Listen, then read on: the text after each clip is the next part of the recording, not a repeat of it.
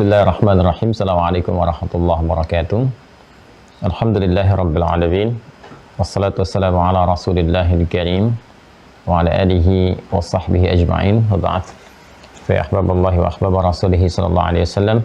Usi nafsi wa iyyakum bi taqwallahi faqad fazal muttaqun fala tamutunna illa wa antum muslimun. Faqala ta'ala ya ayyuhalladzina amanu taqullaha haqqa tuqatih wa la tamutunna illa wa antum muslimun. Alhamdulillah, saudara-saudariku, terhubung kembali dalam kajian kita di Kamis kali ini. Semoga Allah Subhanahu wa taala merahmati, menyehatkan dan membimbing kita untuk dapat beraktivitas lebih baik dan mendapatkan ridha Allah Subhanahu wa taala. Semoga kita dibimbing dapat menjalani kehidupan yang hayatan thayyibah dan wafat dalam keadaan husnul khatimah serta mendapatkan penerimaan terbaik di sisi Allah Subhanahu wa taala. Kita mendoakan juga semoga saudara-saudari kita yang belum bersyahadat sampai dengan detik ini mudah-mudahan dikuatkan lisannya oleh Allah, dimantapkan hatinya untuk bersyahadat sebelum wafat kembali kepada Allah. Semoga kita juga para pelaku maksiat yang masih berbuat sesuatu yang belum sesuai dengan tuntunan ajaran din kita, mudah-mudahan kita dapat berevaluasi diri, bertobat kepada Allah, dibimbing untuk kembali kepada jalan yang benar.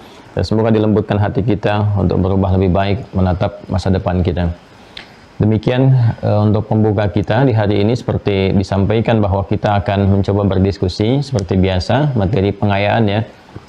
Pengayaan supaya kita lebih kaya lagi akan apa yang telah kita bahas bersama-sama, kemudian dipahami dengan baik, tidak ada perbedaan-perbedaan dalam pemahaman, sehingga saat kita nanti akan berlanjut kepada step berikutnya, memahami materi-materi kita yang sebelumnya sudah terkuasai dengan benar. Karena seperti saya sampaikan di awal jumpa kita bahwa manhaj talabul ilmi dalam Al-Quran, metodologi atau kurikulum pembelajaran itu dalam Al-Quran satu paket dengan penyampaian kembali. Itu ada di Quran surah ke-9 At-Taubah di ayat yang ke-122. Dan itu sifat orang beriman, dan ini yang dinilai sebagai jihad dengan ilmu. Jadi orang-orang yang kemudian menyampaikan risalah pengetahuannya atau menuntut ilmu dengan metodologi seperti yang disampaikan ayat ini, itu nilainya sama dengan berjihad ya, dan Masya Allah itu ditimbang oleh Allah Subhanahu wa ta'ala pahalanya seperti yang mujahid fi sabilillah, masuk dalam kategori itu ya. Ini para ulama tafsir sudah banyak membahas tentang hal yang demikian ya. Allah berfirman, wa makana al-mu'minuna liyanfiru kaffah falawla nafara min kulli firqatin minhum ta'ifah liyatafaqahu fid din wa liyunziru qaumahum idza raja'u ilaihim la'allahum yahdharun ya. Dan tidaklah semua orang beriman itu mesti pergi ke medan juang seluruhnya, dalam konteks ada tuntutan untuk membela ya secara fisik. Misalnya ada aksi militer, kita harus bela ya, bela iman, bela diri, bela negara dengan niat ibadah, yang jika tidak ikut serta terganggu nanti kemungkinan untuk aktivitas beribadahnya ya. Nah, itu maka kita berjuang, itu perjuangan fisik yang dikenal dengan jihad fi sabilillah, berjihad di jalan Allah dengan niat beribadah ya. Itu yang membedakan para ulama kita dulu berjuang juga dalam konteks kemerdekaan pun bukan hanya sekedar ingin mendapatkan kemerdekaan, tapi maknanya lebih luas daripada itu, supaya merdeka untuk ibadah, merdeka untuk mendekat kepada Allah, nyaman untuk ibadah. Jadi niatnya yang membedakan ya. Jadi para ulama dulu berniatnya dengan resolusi jihad, dengan bergerak dan sebagainya, itu niatnya untuk ibadah yang tertingginya. Bonusnya mendapatkan keberkahan-keberkahan di dunia ya, seperti kemerdekaan untuk berbangsa, bernegara, berekspresi dan sebagainya. Karena itulah di undang-undang kita pun spirit itu dimasukkan di undang-undang dasar di preambulnya dengan mengatakan atas berkat rahmat Allah yang maha kuasa, dan dengan didorongkan oleh keinginan luhur. Jadi keinginan luhur itu sudah lama ingin merdeka, tapi berkat dan rahmat Allah lah yang memberikan kekuatan dan kasih sayang untuk mendapati apa yang diharapkan itu. Jadi poin yang terpenting adalah semua aktivitas kita niatnya satu ya, untuk ibadah. Nah, dalam konteks ini semua orang semangat ya, orang beriman itu semangat kalau dibawa ibadah. Jadi kalau misalnya kekinian kita didorong untuk menunaikan ibadah namun ternyata semangatnya belum tinggi, berarti menunjukkan tingkat keimanannya belum kuat ya, belum tinggi. Karena seperti kita telah bahas, iman itu menyatu dengan amal, sekaligus amal itu menjadi parameter kekuatan iman. Jadi kalau iman kita sedang kuat, itu bisa ditunjukkan dengan kuatnya kita menunaikan ibadah, semangatnya kita beribadah, itu menunjukkan imannya kuat. Karena itu orang-orang beriman dulu kalau ada panggilan kata iman, itu mereka sudah gembira luar biasa karena ingin membuktikan keimanannya. Itu sudah familiar ya, sangat viral sekali di kalangan para sejarawan, ahli ilmu, ahli hadis, ahli tafsir. Kalau turun ayat ya ayyuhalladzina amanu, itu semua orang tuh semangat mendengar dan mengatakan sami'na wa ata'na. Ya ayyuhalladzina amanu tuh senang tuh. Ya, ini ada pembuktian apa lagi nih, kan? Diminta tugas apa kita? Ya, dapat pahala apa kita? Dan ya ayyuhalladzina amanu, menunggu semua. Ya, bukan baru adzan Allahu Akbar udah bertanya gitu kan. Kok sudah adzan lagi, kok sudah tiba sholat lagi, ini menunjukkan kekuatan imannya ada sesuatu yang harus tingkatkan kembali.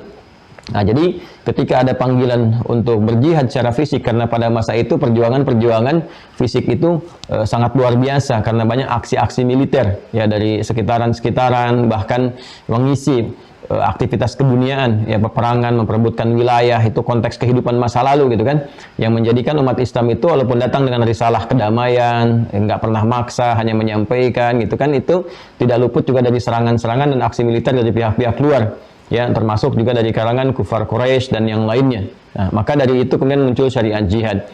Nah, begitu ada panggilan jihad secara fisik, banyak orang itu dengan kekuatan imannya ingin merespon dengan cepat, dengan kuat. Ya, sampai-sampai di satu tempat itu bisa berangkat semua.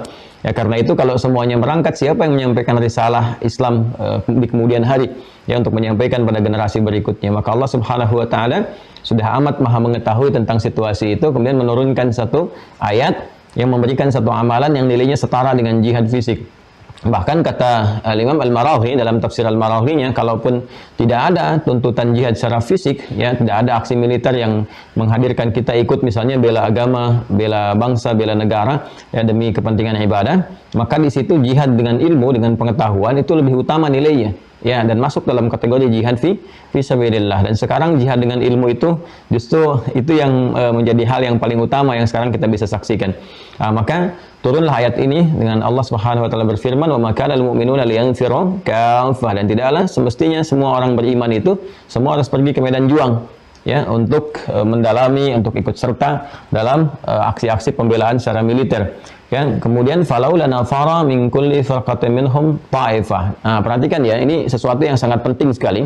Di sini ada 3 diksi yang disebutkan dalam Al-Qur'an. Falaula nafar. Satu nafar. Nanti kalau kita belajar di bahasa Arab, ya di ilmu filologi kita akan temukan nanti perbedaan-perbedaan diksi. Nanti ada yang serupa tapi tak sama, gitu kan? Nah, kadang-kadang maknanya sama padahal diksinya itu menunjuk kepada dilalah yang berbeda. Nanti ada ya, seperti kita temukan misalnya kata tilawah dengan qiraah, qa'ada dengan jalasa, diartikan sama-sama duduk padahal itu penekanannya berbeda.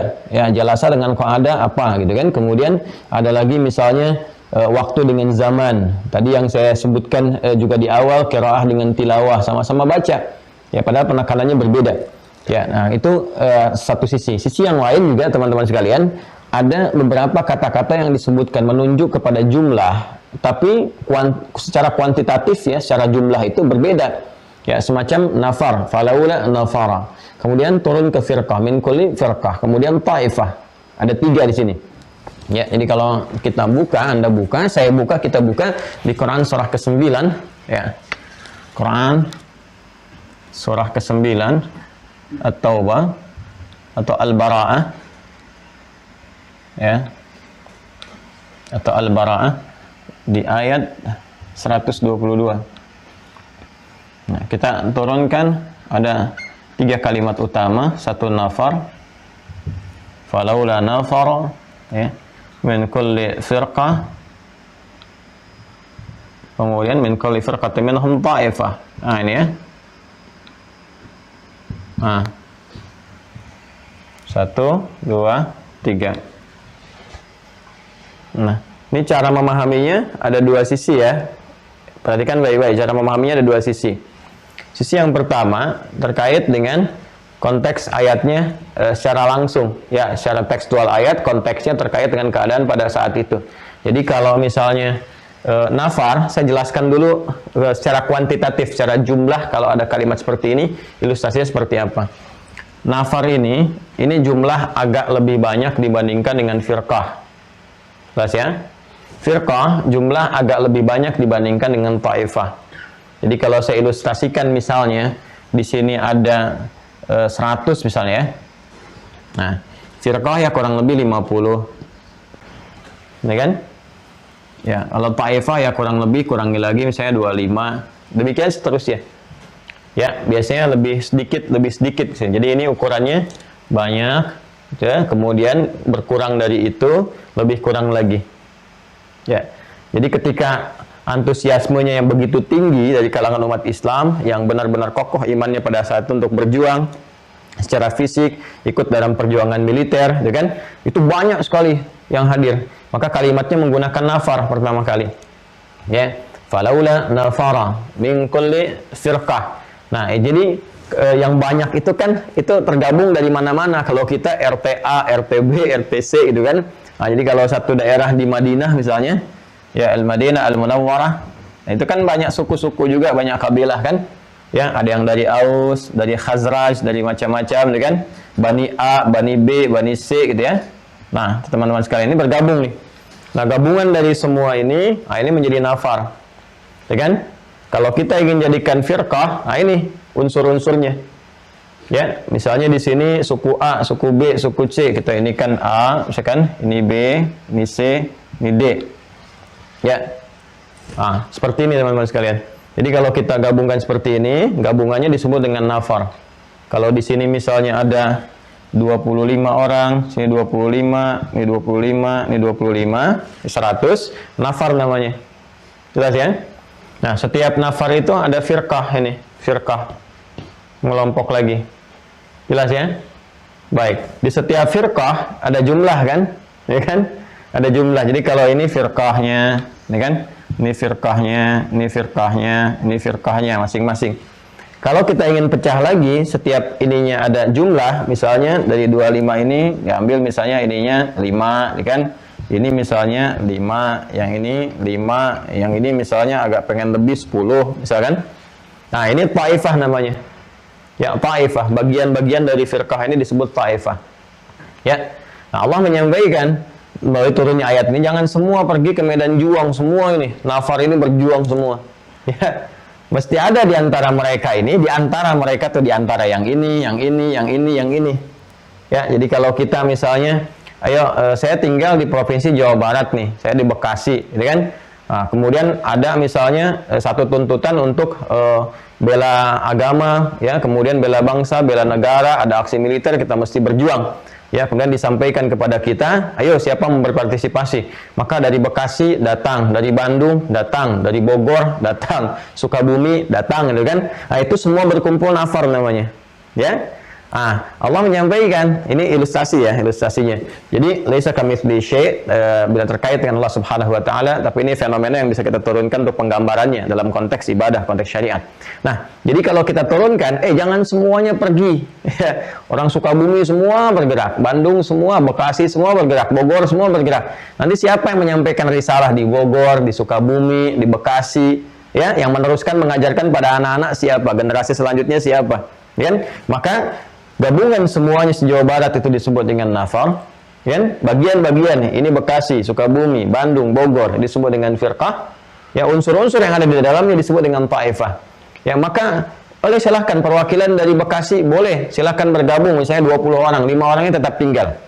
Ya kan? Kemudian sebagian dari Sukabumi demikian, dari Bogor demikian, ya, dari Bandung demikian. Nah, itu yang tinggal itu disebut ta'ifah.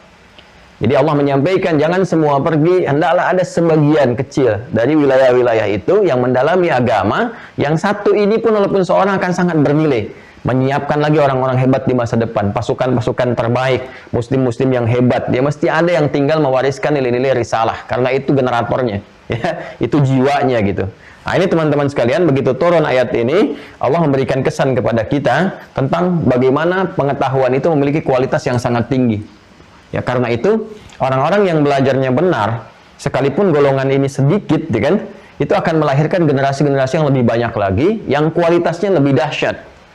Ya, nah karena itulah kemudian penamaan ini pun dalam konteks pembelajaran keilmuan, ya, dalam konteks pembelajaran, ya, konteks KBM, kegiatan belajar mengajar, itu sering juga mendapatkan penjelasan kurang lebih seperti ini. Ya, dari sekian banyak orang yang belajar, jelas ya? Tadi kan baik-baik. Dari sekian banyak orang yang belajar, boleh jadi yang berpartisipasi sekian yang menyimak. Ya, nanti yang fokus sekian. Dari mana kita bisa mengetahui kalimat ini? Teruskan ayatnya. Falaula nafara min kulli firqatin minhum ta'ifah liyatafaqahu fid din. Ya, jadi sekalipun yang belajar ini adalah ta'ifah, nggak harus semuanya ikut. Ya, dalam konteks tadi ada tuntutan, apalagi sekarang nggak ada tuntutan secara militer, ya, partisipasi secara perjuangan fisik dengan niat ibadah, maka ini bisa lebih banyak lagi kuantitas di taifahnya. Tapi ingat, yang Allah inginkan walaupun ini sedikit, kuantitasnya sedikit, tapi kualitasnya itu banyak. Karena itu, walaupun kata Allah itu yang belajar di taifah, tapi lihat tafaqquh. Lihat tafaqquhu fid din, tafaqquh. Ya. Dari tafaqqaha ya tafaqahu tafaqquhan. Jamaknya tafaqqahu kata kerjanya, ya, tafaqqaha ya tafaqahu. Ini di sini diperintahkan lihat tafaqqahu dalam bentuk jamak. Ya. Li ya tafaqahu seperti ini. Nah, ya. Ini akar yang paling dasarnya berasal dari kata fiqih. Berarti paham, mengerti. Ya. Kalau pakai ta nih, ya, di awalnya banyak maknanya. Di antara sekian maknanya menunjukkan kesungguhan. Ini, keseriusan, serius, sungguh-sungguh. Kalau ada huruf sebelum akhir pakai tasydid, kayak gini nih, tafaqqaha ya tafaqqahu, syiddah, ya, sesuatu yang tidak mudah, ya, kuat dengan tantangan, kadang berliku. Jadi ingin memberikan kesan, ya, bahwa menuntut ilmu itu untuk mendapatkan ilmu yang berkualitas jangan dikira mudah, ada tantangannya untuk menguji kesungguhan kita, serius nggak belajarnya. Sama dengan kita sekarang, apakah semua orang yang mendaftar di Mira bisa bergabung di kesempatan subuh? Belum tentu, karena tantangan, bangunnya harus jam berapa, online jam berapa, kadang menyiapkan jaringan, di kita juga demikian. Ya, ini pun tersambung dengan online, apalagi offline. Perjuangan orang di masa lalu, belum ada kendaraan seperti sekarang, aksesnya nggak seperti sekarang, bisa jalan kaki, bisa berbulan-bulan untuk mendapatkan satu hadis, dua hadis. Anda Masya Allah, di masa offline, ustadznya datang sendiri, ngajar sendiri, nulis sendiri, nerangin sendiri, ngapus sendiri, pulang sendiri, gitu kan. Kita tinggal dengar saja. Jadi kalau kemudian tidak serius, ada sesuatu yang tidak tepat, gitu. Jadi yang diinginkan kualitas, karena itu, semua, ya, hati-hati ya, pelajar beriman, orang tua beriman yang menyekolahkan anaknya dan seterusnya, itu diminta oleh Al-Quran, anak-anak kita itu, ataupun diri kita kalau belajar, mesti berkualitas. Karena itu jangan biarkan kita belajar sesuatu, kecuali sampai memahaminya. Ini yang penting, betul, dasar yang saya catat. Karena itu saya berusaha dalam setiap mengajarkan sesuatu itu, ya, menanamkan ini dulu yang paling pertama nih. Paham. Hafal dan paham, itu bagus, itu istimewa. Ya, tapi pemahaman itu yang paling utama. Khawatirnya hafal tapi nggak mengerti gitu. Ya, hafal la ilaha illallah, cuman nggak ngerti maksudnya, jadi persoalan juga gitu. Ya, karena itu kalau kita kembalikan ke sini, pertama teman-teman sekalian, nih walaupun kualitasnya itu, walaupun kuantitasnya itu sedikit, tapi dia berkualitas dengan pemahaman yang baik. Nah, ini juga kadang menjadi isyarat bagi tullabul ilmi dalam setiap kesempatan, para penuntut ilmu, para pelajar, ya baik online, offline, di tingkat formal ataupun non formal. Dari sekian orang banyak yang datang, ini bergabung di Mira ada 6.000, ya. Berapa yang mau fokus, mau serius, gitu kan? Firqah. Kan? Dari sekian yang serius itu, siapa yang benar-benar ingin memahami? Ya, kan seriusnya serius ingin hadir, tapi dari sekian yang hadir berapa yang fokus, berapa yang memahami? Ah, ini taifah. Maka caranya jangan kita menyimpulkan bahwa oh mungkin saya nggak masuk, mungkin tidak. Tapi ayat ini ingin mengajak kita masuk dalam golongan ini ke sini. Ayo, semua jadi berkualitas, semua jadi berkualitas. Jadi skalanya lebih besar lagi. Ya, skalanya lebih besar lagi. Karena itu, kalau sudah seperti ini, maka dapat ilmunya, paham dengan baik sampai ke level paham ini. Nah, di level paham ini setelah paham waliyunziru qaumahum idza raja'u ilaihim, maka dia akan menebarkan kembali risalah kebaikan yang telah dia pahami kepada koleganya. Ya, kata Al-Qur'an, jangan sampai kemudian ilmu yang didapatkan itu berdiam dalam dirinya, hanya mengendap saja. Tebarkan kembali supaya ilmu itu semakin menguat. Orang lain mendapat kesempatan dan pencerahan yang sama. Minimal pada koleganya, qaumahum idza raja'u ilaihim, setelah kembali kepada mereka dalam tahap dia telah menyelesaikan pembelajarannya. La'allahum yahdharun, supaya mereka pun mendapatkan pencerahan yang serupa, pengingat yang sama. Nah, manhaj ini yang kita keluarkan setelah kita belajar, coba kita tes paham nggak? Kita ada pengayaan secara lisan, secara tulisan, Saya dulu di pesantren ujiannya 3 kali teman-teman sekalian. 3 kali tuh.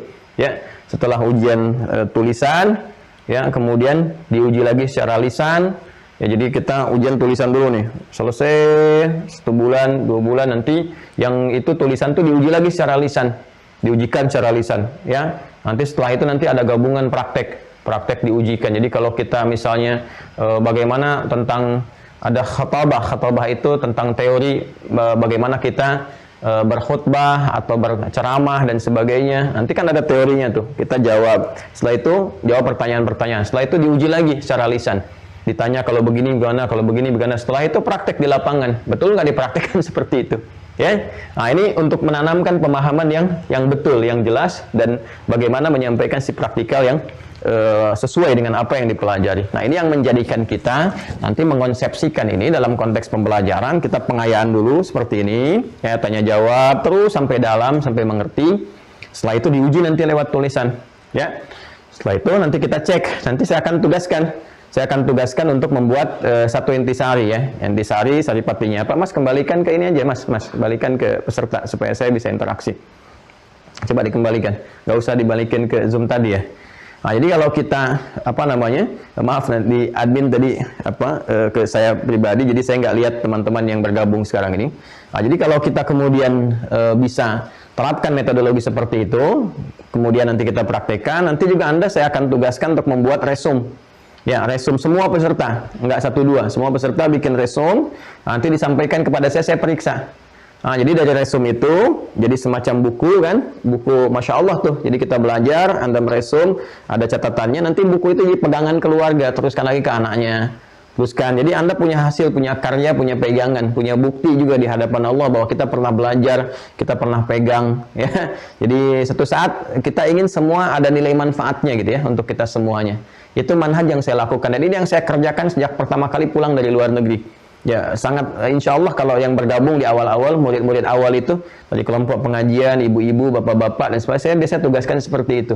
Ya, ada yang di email dan seterusnya.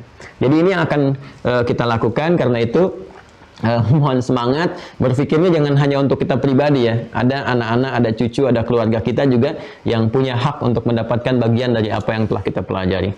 Nah, ini pengantarnya. Sekarang kita berdialog untuk bisa mendalami apa yang telah kita bahas di pertemuan yang lalu. Bismillahirrahmanirrahim. Saya ingin interaksi dulu sejenak, ya. Yang terjauh dari mana ini? Ada yang dari jauh, ikhwan dulu. Ini layarnya nanti kalau kita zoom, Mas admin, kalau kita zoom balik ke sini ya, kesentuh ya, supaya agak lebih besar kelihatannya. Nggak apa-apa, biar buka aja, buka. Nggak usah ini, nggak usah kreatif Mas, ini aja buka. Nggak usah. Ada yang terjauh, boleh raise hand, angkat tangan, ikhwan. Ada dari Kalimantan, tadi saya lihat Palembang. Dari Kalimantan, mana Kalimantan? Boleh angkat tangannya. Assalamualaikum. Waalaikumsalam warahmatullahi wabarakatuh. Ahlan wa sahlan. Dengan siapa? Afwan, dengan Giri, Ustaz. Baik, Mas ditampilkan Mas Giri. Nomornya berapa? Nomor password atau identitas di Miranya? Mira 006358, Ustaz. Baik, setelah tersambung dengan saya. Baik, Pak Giri, dari mana asalnya? Kalimantan mana? Kalimantan Selatan, Ustaz. Kalimantan Selatan. Baik, alhamdulillah. Pertama, alhamdulillah kita telah terhubung. Mohon berkenan saya mendoakan semoga Pak Giri dan keluarga semuanya senantiasa disehatkan, dibimbing oleh Allah Subhanahu wa taala, dan juga mohon doa supaya saya juga diberikan kebaikan-kebaikan yang sama seperti yang Anda dapatkan. Baik, sekarang kita akan mencoba untuk melakukan pengayaan, ya. Demikian kita juga nanti disimak oleh teman-teman yang lain. Baik, yang pertama, Mas kembalikan lagi supaya yang lain juga bisa ini, saya bisa melihat. Dan antum nggak usah kreatif ya. Ini aja satu, terlihat yang lain bisa nampak. Ya, ini admin saya nampakkan semua supaya lebih mudah kita untuk mengontrol. Baik, Pak Giri. Saya ingin coba bertanya dulu. Yang pertama, apa yang dimaksud dengan iman? Iman adalah keyakinan tanpa ragu, yakin tanpa ragu, Ustaz. Yakin tanpa ragu. Baik. Apa nama lain dari iman? Iman nama lainnya akidah. Akidah. Kok bisa namanya berbeda? Akidah apa artinya? Akidah adalah ikatan yang kuat, Ustaz. Ikatan yang kuat. Iman dengan akidah itu sama nggak artinya? Sama, Ustaz. Sama. Kalau sama, kenapa katanya berbeda? Yang membedakannya itu kalau iman itu lebih ke pokok. Lebih ke pokok. Akidah? Iman adalah refleksi daripada akidah, Ustaz. Baik. Apa perbedaan dan persamaan iman dengan akidah? Perbedaannya kalau iman adalah yakin tanpa ragu, Ya. dan akidah adalah ikatan yang kuat, Ustaz. Ya, bagaimana kita bisa menggabungkan pemahaman itu? Satu, yakin tanpa ragu, kedua, ikatan yang kuat. Gimana cara memahaminya? Cara memahaminya dengan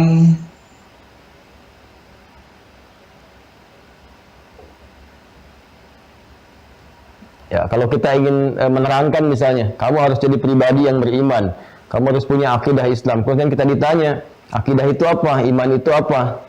Ya, bagaimana kita beriman dan berakidah secara bersamaan?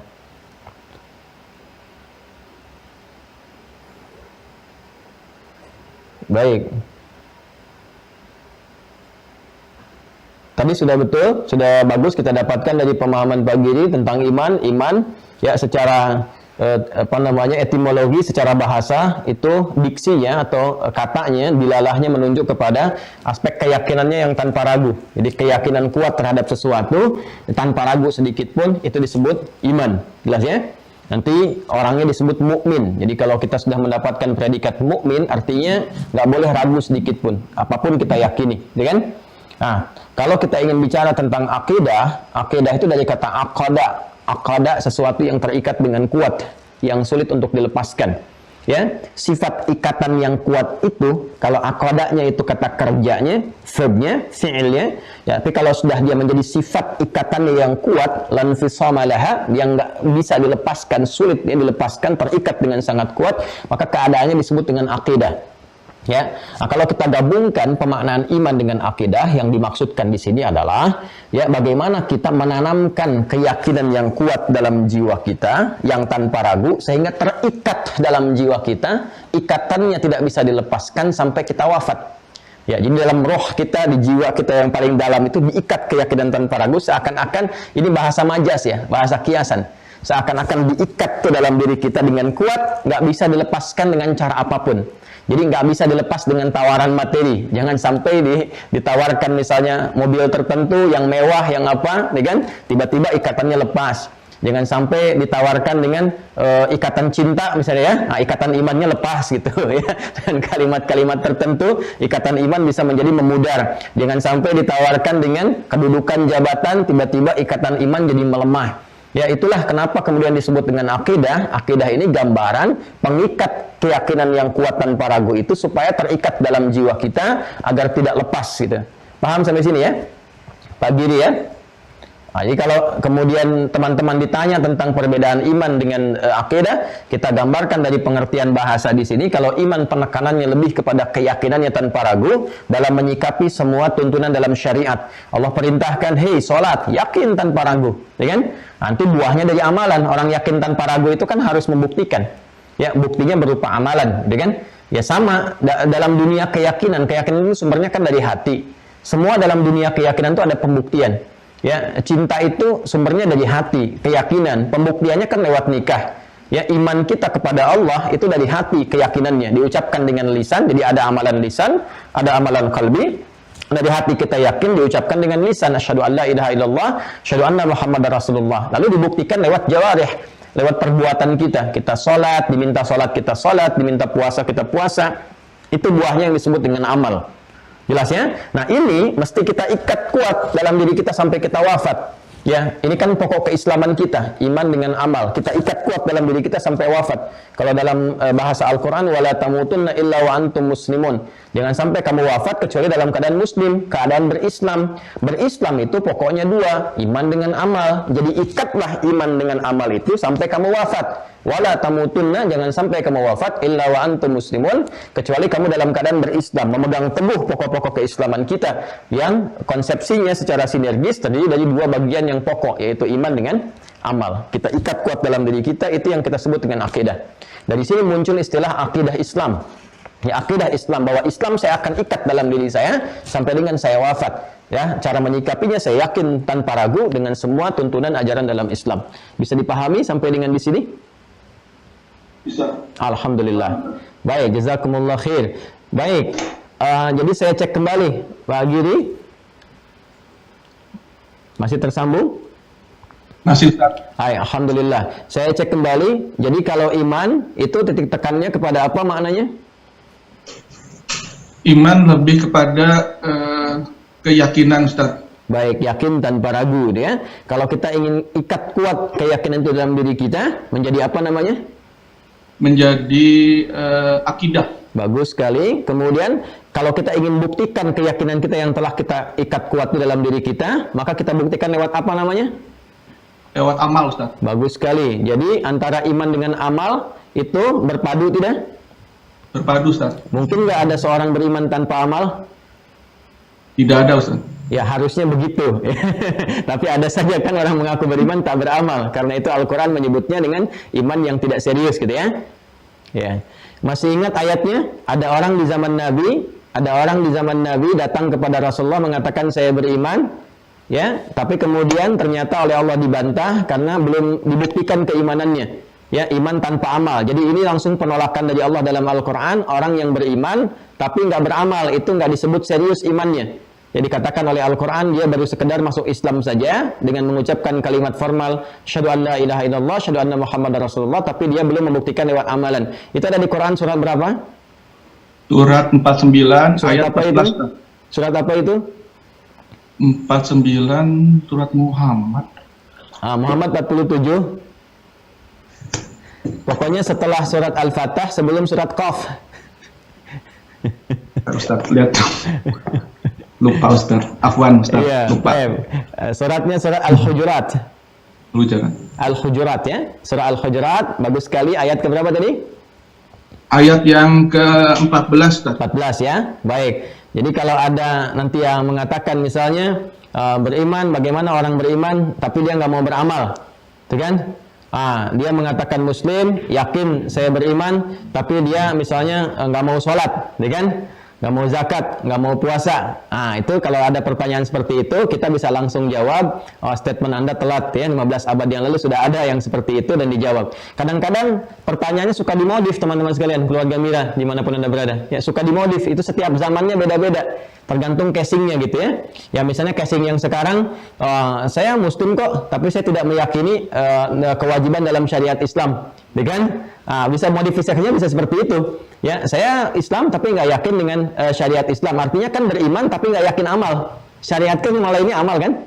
Masih ingat pelajaran kita kemarin? Ini modifikasi saja. Jadi kita sudah bisa jawab, itu ditolak sendiri statementnya oleh Al-Quran. Jelas ya? Atau ada yang berkata begini misalnya, ya ada juga orang yang yakin tapi nggak sholat. Ya, tapi saya nggak yakin tapi sholat. Nah ini sebetulnya cuma bolak-balik saja Pak, Bu. Ya teman-teman, ini bolak-balik saja. Ini hanya mengganggu cara kita berpikir sehingga kita nggak konsentrasi untuk memahami esensinya. Jadi kalau ada yang seperti itu statementnya di setiap masa bagaimanapun, itu langsung oleh Allah jauh-jauh hari sudah disampaikan kepada kita karena Allah Maha tahu tentang cara berpikir kita. Jelas ya? Ini saya sampaikan dengan jawabannya kalau kita nanti menghadapi kasus-kasus seperti tadi. Ya, kasus-kasus demikian. Jadi karena ini dasar loh Pak. Jadi kalau ada orang dengan gelar apapun menyampaikan pemikiran seperti tadi, ya dia beriman tapi nggak wajib amal, nggak wajib bersyariat, atau sebaliknya, misalnya kan dia bersyariat tapi nggak meyakini kewajibannya, ini artinya dia nggak paham konsepsi dasar. Karena ini paling pokok bagi setiap muslimin, pelajaran dasar ini, ya sekolah dasar. Ya, jadi kalau ada sekolah dasar bagi umat Islam itu memahami iman dan amal. Ya, kan ini dasar orang beriman itu. Jadi kalau ada orang misalnya menyampaikan statement-statement demikian, artinya dia belum paham dasar-dasar tentang berislam, beriman. Nah, yang seperti itu kita doakan dan kita tampilkan pelajaran yang benar. Ya, jadi jangan saling mencela, saling menghujat dan sebagainya ya. Karena di sini ada hal yang sangat menarik. Saya lompat sebentar, Buka Quran surah keempat An-Nisa. Ayat 140. Di mushaf standar paling kiri sebelah bawah. Ini fenomena yang mungkin kita dapatkan banyak hal ya. Dan ini kalau Allah nggak sebutkan namanya, kapan kejadiannya, tapi tuntunan umum, ini artinya setiap zaman berpotensi terjadi. Ada ya? Baik, yang digital bisa dibuka. Wa qad nazzala 'alaikum fil kitabi an idza sami'tum ayatillahi yukfaru biha wa yustahza'u biha fala taq'udu ma'ahum hatta yakhudu fi haditsin ghairi. Innakum idzam mithluhum. Innallaha jami'ul munafiqina wal kafirina fi jahannama jami'a. Ada ayatnya? Ada, Ustaz. Baik. Baik, teman-teman yang lain juga ada ya ayatnya ya. Ya, saya lihat sudah banyak buka mushaf. Wa qad nazzala 'alaikum fil kitab, telah tetap ketentuan bagi Anda sekalian di dalam Al-Qur'an. Ya, Al-Qur'an kalau disebutkan namanya dengan Al-Qur'an itu menunjuk kepada penekanan bacaan. Ya, bacaannya. Kalau disebutkan Al-Kitab menunjuk kepada susunannya yang tersusun secara sempurna. Ya, dari mulai awal Al-Fatihah sampai An-Nas tidak ada celah, tersusun secara sempurna. Ya, jadi di Al-Quran itu nanti namanya banyak. Al-Quran, tapi setiap nama punya dilalah, ya, penunjuk yang berbeda, penekanan yang tidak sama. Kadang disebut Al-Quran, disebut Al-Furqan, disebut Dzikr, disebut Huda, disebut Kitab. Ya, baik. Wa qad nazzala 'alaikum fil kitab, dan telah tetap ketentuan di dalam Al-Quran yang tersusun secara sempurna tanpa ada celah sedikit pun, kan? Yang bersumber dari Allah Subhanahu wa taala. Perhatikan, an idza sami'tum ayatillahi yukfaru biha. Ketentuannya adalah kalau Anda mendengar ada orang-orang yang mengingkari ayat-ayat Allah, menyelewengkan maknanya, dengan menjauhkan makna dari ketentuan aslinya. Jelas ya? Ya, misalnya makna syahadat sudah jelas, kalimat asyhadu an la ilaha illallah, asyhadu anna muhammadar rasulullah, la ilaha illallah, makna jelas, makna tauhid. Dibelokkan kepada yang lain misalnya. Ya, ini bukan makna tauhid. Ini maknanya misalnya persatuan. Ini maknanya perkumpulan misalnya, berbeda dari konteks aslinya, ya. Dan ini nanti ada turunan-turunan pemahaman yang nggak sekedar diucapkan seperti itu, ada konsekuensi. Ya, nanti kalau saya bahas cukup panjang. Semacam memahami la ilaha illallah itu nggak berdiri tunggal, hadisnya banyak. Ya, hadisnya banyak. Hadis itu pun ada di Abu Daud misalnya, nomor hadis 3116. Di Kitabul Janaiz, kitab yang ke-15 di Sunan Abu Daud, di bab yang ke-20. Ya, jadi kitabnya Kitabul Janaiz. Ini untuk menolak statement kalau ada yang mengatakan apa gampang ya masuk surga, cuma mengucapkan la ilaha illallah masuk surga. Tidak begitu memahaminya. Ya, hadis itu ada ditemukan di Kitabul Janaiz, kitab yang kelima, bab yang kelima ya, pembahasan kelima di Sunan Abu Daud. Ya, di pembahasan ini nanti ada bab-bab, subbab ini di bab yang ke-20. Ya, namanya bab fitalqin. Bab tentang mentalqin, membimbing orang yang sedang sakaratul maut, akan meninggal dunia. Nanti hadis pertamanya di bab yang ke-20 ini, di posisinya nomor hadis 3116, 3116. Ya, kalau Anda punya kitab yang sama dengan saya itu di paling kanan sebelah bawah dibagi dua, pojoknya kanannya itu ada pojok ke kiri itu. Ya, hadisnya dari Mu'adz bin Jabal radhiyallahu taala anhu. Ya, beliau menyampaikan dari Rasulullah sallallahu alaihi wasallam, qala, beliau bersabda, man kana akhiru kalamihi la ilaha illallah dakhalal jannah. Ya, Mas tolong bawakan Sunan Abu Daud coba supaya keluarga kita lebih mengetahui. Itu tuh yang di meja coba. Ini. Ini kitabnya Sunan Abu Daud nih. Ini qadarullah alhamdulillah kita punya perpustakaan di sini, mudah kita dapatkan. Ini Abu Daud, Sunan Abu Daud. Ya. Kelihatan ya? Nah, ini yang tadi sebutkan Kitabul Janaiz. Bismillah. Maaf ya, kita perdalam ya, namanya pengayaan, kita pengayaan karena ini kasus-kasusnya kalau Al-Qur'an sudah sampaikan, di setiap masa tuh akan selalu tiba. Ya, dengan tokoh-tokoh yang berbeda, keadaan yang tidak sama, tapi sebetulnya esensinya sama saja. Jadi kalau ada statement-statement demikian sudah terlambat sebetulnya, agak telat ya. 3116. Sebentar, saya buka dulu. Ini Kitabul Janaiznya.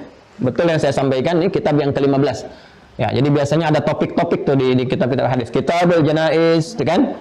Kitab kalau di dalam hebatnya orang-orang Islam dulu, ulama kita itu, ini satu kitab isinya banyak kitab.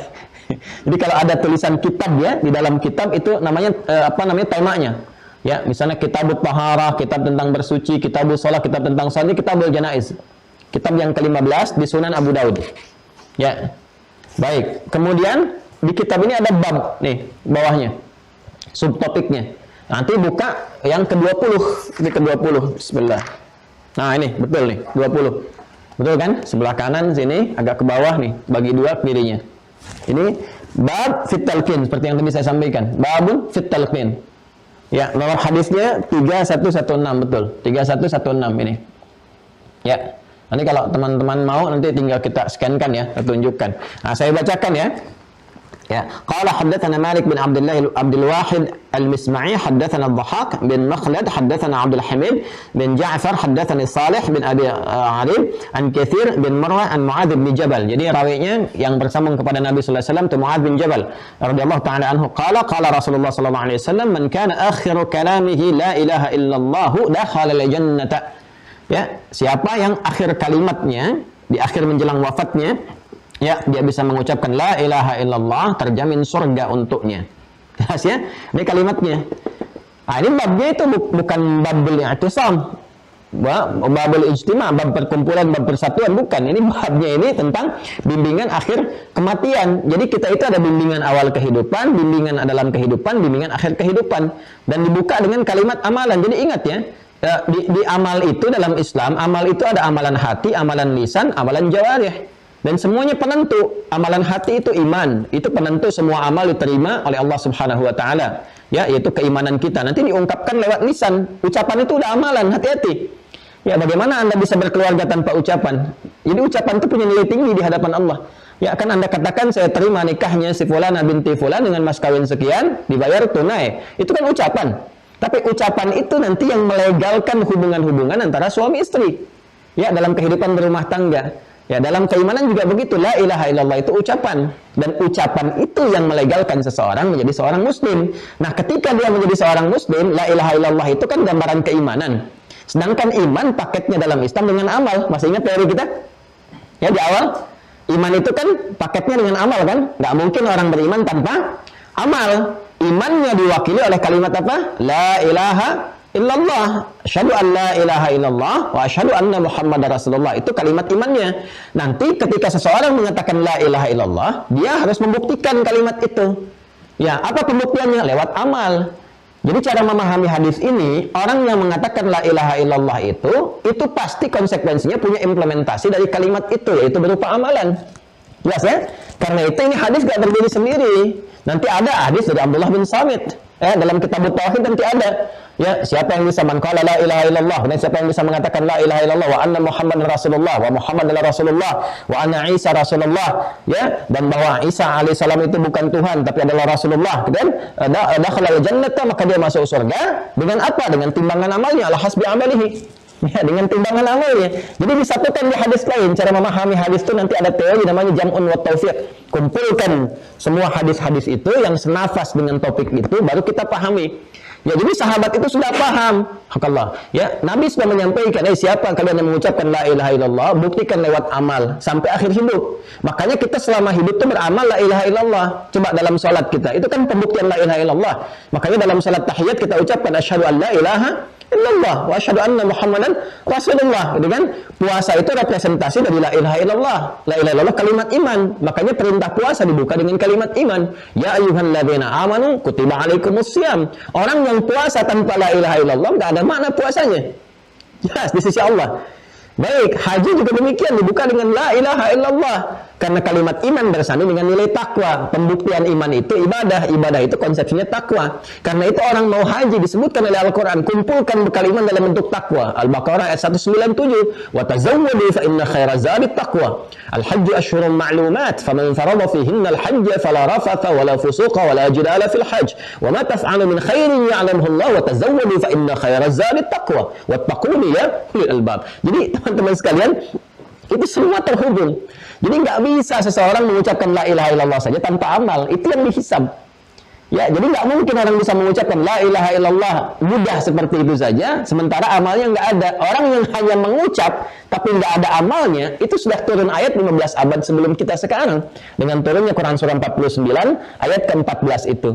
Karena itu latihan saat kita mulai terlahir dibimbing la ilaha illallah, itu dalam janin, dalam keadaan janin di perut ibunda kita usia 4 bulan, itu sudah ada syahadat kita.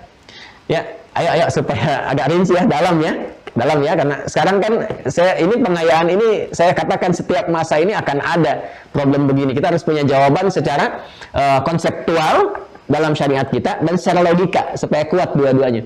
Ya, jadi gini, kalau secara konseptual di nas Al-Quran, Kita ini kehidupan kita diikat dengan la ilaha illallah. Ya, saat kita mulai berada dalam rahim kandungan ibunda kita tercinta, usia 4 bulan, roh ditiupkan, itu sudah kita berkomitmen kepada Allah, la ilaha illallah. Awal kehidupan. Itu ada di Quran surah 7. Silahkan dituliskan, surah Al-A'raf di ayat 172. Ini bagi orang Islam ya. Kan Quran itu la raiba fi ya, yakin kepada Al-Quran, menolaknya berarti kufur kan? Nah, kita dengan dalam konsepsi keislaman nih, kita tidak menerangkan ini kepada non-muslim. Ingat ya, kalau non-muslim tidak akan menerima dalam Al-Quran. Kenapa? Karena kan nggak yakin dengan Quran. Tapi kalau ada orang Islam kemudian menolak ini, dipertanyakan keislamannya. Jelas ya? Jadi nanti kalau ada orang Islam bikin statement bertentangan dengan ini, dipertanyakan keislamannya. Jelas ya?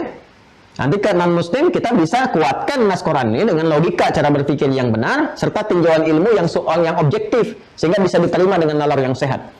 Ada ayatnya, wa id akhadha rabbuka min bani adama min zuhurihim dzurriyyatahum wa ashhadahum ala anfusihim alastu bi rabbikum qalu bala syahidna. Ada ayatnya, Quran surah ke-7 Al-A'raf ayat 172. Wa id akhadha rabbuka min bani adama, dan ingatlah, pahamilah, ketahuilah, diminta ingat kita. Ya, nanti diingatkan itu lewat amalan. Dan ingatlah ketika Allah mengambil perjanjian, ya, mengambil komitmen dari setiap anak cucu Adam. Ya, kita semua nih ya. Ya, Bani Adam kita semua anak cucu Adam. Min bani Adam min zuhurihim dzurriyyatahum, ya, dari sejak dalam fase kandungan, ya. Dari setiap anak cucu. Zuhur di sini apa namanya, dari proses ya. Kalau secara biologis bisa dijelaskan dari, nanti penjelasannya ditafsir di keterangan Nabi. Kalau kita ingin tafsirkan Quran dengan As-Sunnah. Teman-teman baca Al-Arba'in ya. Yang paling pokok tuh Al-Arba'in An-Nawawiyah, itu kan hadis-hadis dasar. Ya, setelah Al-Arba'in dari Riyadhus Shalihin nanti silahkan baca Sahih Muslim, Sahih Bukhari. Al-Arba'in itu kan ada 42 hadis. Baca hadis yang keempat. Teman-teman tulis dulu aja. Hadis yang keempat Al-Arba'in. Jadi ada 42 hadis, nomor hadis yang keempat. Ya. Nanti Al-Arba'in nomor hadis yang keempat. Bunyinya an Abi Abdurrahman Abdullah bin Mas'ud radhiyallahu taala anhu qala Rasulullah sallallahu alaihi wasallam wa huwa as-sadiqul masduq. Ya inna ahadakum yujma'u fi batni ummihi 40 yawman nutfah, thumma yakunu mithla dhalika 'alaqah, thumma yakunu mithla dhalika mudghah, thumma yursalu ilayhi al-malak fayanfukhu fihi ar-ruh wa yu'maru bi katsbi 40. Ya, ini penjelasan kalimat Quran, ya, min zuhurihim dzurriyyatahum. Ya, kata Nabi sallallahu alaihi wasallam, setiap kalian akan tercipta dalam proses di perut ibundanya, di rahimnya. 40 hari pertama nanti proses gabungan antara spermatozoa dengan ovum berproses.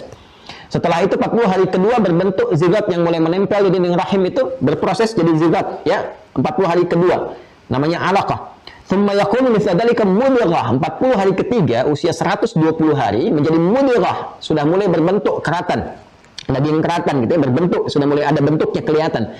Ini saya pernah belajar kedokteran, ya. Jadi ada mahasiswa ingin belajar dengan saya selalu tanya, si tabiat saya begitu. Anda kuliah di mana? Di Universitas A, jurusan apa? Kedokteran. Baik, Anda mau belajar apa dengan saya? A misalnya, Anda bawa semua modul Anda, ya, saya pelajari dan Anda ajarkan pada saya ajarkan kepada Anda. Jadi di fase modul kedokteran dasar itu yang saya lihat di anak mahasiswa ini, itu sudah jadi bahasa kedokteran sekarang, bahasa medis, mudghah. Itu bahasa hadis, teman-teman. Bahasa hadis. Nah, usia 40 hari ketiga ini, 120 hari, 4 bulan, sudah mulai ditiupkan roh. Jadi kalau ada yang sedang mengandung usia 4 bulan, tuh rohnya sudah ada. Sudah masuk ke situ. Nanti amalannya akan berbeda dengan sebelumnya. Nah, dalam usia kandungan 4 bulan ini, roh ditiupkan, terjadi komitmen kita setelah roh masuk, komitmen kita dengan Allah. Allah katakan, alastu bi rabbikum? Apakah engkau kemudian ya mau berkomitmen menjadikan aku Rabbmu? Ya kan? Engkau Arab yang akan merawatmu, memberikan pendampingan, melindungi engkau, mengampuni kalau salah, memaafkan kalau engkau ada kekurangan-kekurangan, kemudian memberikan segala kebutuhan. Konsekuensinya engkau menyembahku, ya, mengagungkanku, meniadakan Tuhan selain aku. Ya, apa yang kita katakan? Kita bersyahadat. Qalu bala syahidna. Kita katakan, ya Allah, kami bersyahadat. Ya, ini tahap pertama kehidupan. Nah, untuk menguatkan itu supaya nggak lupa, ya, bagaimana kami bisa ingat, ya Allah, syahadat kami saat dalam kandungan? Allah ingatkan, 5 kali diingatkan dalam sehari. Ya, lewat suara adzan itu kan diingatkan supaya terdengar. Ya, dalam adzan kan ada kalimat syahadat kan? Allahu akbar, Allahu akbar, Allahu akbar, Allahu akbar, asyhadu an la ilaha illallah. Ya kan? Setelah diberikan pencarian kan, supaya ingat kembali, itu secara fitrah itu kita akan mencari. Lalu dalam kehidupan kita jaga la ilaha illallah itu. Makanya Allah turunkan jalan untuk menjaganya. Jalannya disebut dengan syariat. Syariat itu amal. Ya, untuk pembuktian syahadat kita itu. Lewat apa? Ada yang ritual seperti sholat. Makanya dalam sholat untuk menguatkan syahadat kita. Ya, dalam sholat kan kita mengucapkan dalam tahiyat asyhadu an la ilaha illallah, asyhadu anna Muhammadar Rasulullah, ya kan? Ya, dalam ibadah-ibadah yang lain pun sama, kalimat Allahnya muncul. Dalam haji, umrah, labbaik Allahumma labbaik Allah. Dalam puasa juga sama. Ya, dalam puasa sama. Bahkan semua inti ibadah dalam puasa, sholatnya berapa kali kita tambah tuh untuk menguatkan kalimat tauhid itu. La ilaha illallah. Jadi la ilaha illallah itu nggak berdiri sendiri. Jadi kita mulai ucapkan dalam awal kehidupan, kita jaga selama hidup, wafat pun dalam la ilaha illallah. Ya, jadi kalau orang terbiasa beramal mengisi kehidupannya, itu akan mudah mengucapkan la ilaha illallah karena dia dampingan dengan amal. Tapi kalau orang nggak pernah berusaha beramal dengan baik, jangan dikira gampang la ilaha illallah itu. Karena la ilaha illallah bersanding dengan amalan. Jadi nggak bisa semua orang itu begitu mudah mengucapkan la ilaha illallah. Kalau nggak percaya silahkan, karena Nabi akan menyampaikan dalam nanti hadis terkait dengan situasi sakaratul maut. Orang itu dalam sakarat bergantung kebiasaannya. Kalau mabuk dia cari minuman, ya kan? Ya, kalau suka hal-hal yang melanggar dia itu yang dia kerjakan. Kalau dia suka meracau, dia meracau, kata-katanya kasar. Kalau dia suka ini, suka itu, sesuai dengan kebiasaannya. Kalau dia rajin baca Al-Quran, dia akan dengan Qurannya. Dia rajin ke ta'lim dengan ta'limnya. Dia rajin salat dalam keadaan salatnya. Semua keadaan amal dia. Jadi keadaan aktivitas itu amal namanya. Jadi amal itulah yang akan memberikan satu gambaran dalam kondisi sakaratul maut bagaimana dia bisa bersikap. Nah, karena amal ini bersanding dengan tadi, dengan iman, maka iman akan mendorong amalan menjadi kebiasaan dan itu akan terbawa saat wafat. Jadi begitu dia berada di akhir penghujung kehidupannya, dia telah kumpulkan amal untuk membuktikan syahadatnya, makanya dia tegaskan di akhir hidupnya lagi bahwa semua amalan dia itu hakikatnya adalah gambaran refleksi dari la ilaha illallahnya. Maka ketika di akhir hidupnya dia ucapkan la ilaha illallah untuk menunjukkan, ya Allah, selama ini saya sudah beramal untuk mewujudkan kalimat ini yang saya pegang komitmen dari saat awal hidup. Sekarang saya pun dalam keadaan akan wafat sesuai dengan ajal yang telah Engkau tetapkan, ya Allah, maka saksikan semua amal saya la ilaha illallah. Itu maksudnya. Jadi nggak semua orang bisa mengatakan itu. Jelas ya? Jadi teman-teman sekalian, kalau ada yang membelokkan, ini contoh dari gambaran terapan dari An-Nisa 140 tadi. Ini kalau ada yang membelokkan, jadi tiba-tiba dibelokkan maknanya. Oh, ini bukan kalimat tauhid. Ya, masuk surga itu nggak dengan ucapan, masuk surga itu dengan amalan. Berarti dia belum paham tentang pemaknaan dasar. Ya, jadi kalau ada orang mengatakan masuk surga bukan dengan ucapan, tapi dengan amalan, itu orang menunjukkan nggak paham dengan konsepsi dasar yang dasarnya tidak memahami. Karena nggak mungkin ucapan itu dikeluarkan kalau nggak ada amalan dari situ. Karena konsekuensi mengucapkan itu ada amalan. Dan dengan amal itulah ucapan tadi akan ditimbang. Itu nanti hadisnya dari hadis Ubadah bin Samit. Saya bawa kitab tauhid, Mas, tolong ada kitab tauhid itu dibawakan. Nah, ini nanti teman-teman kita akan belajar di antara materi tauhid kita. Saya agak lompat sedikit ya. Nah, ini kan ada kitab-kitab banyak nih. Nanti ada Al-Aqaid Ad-Diniyah yang ini, kan?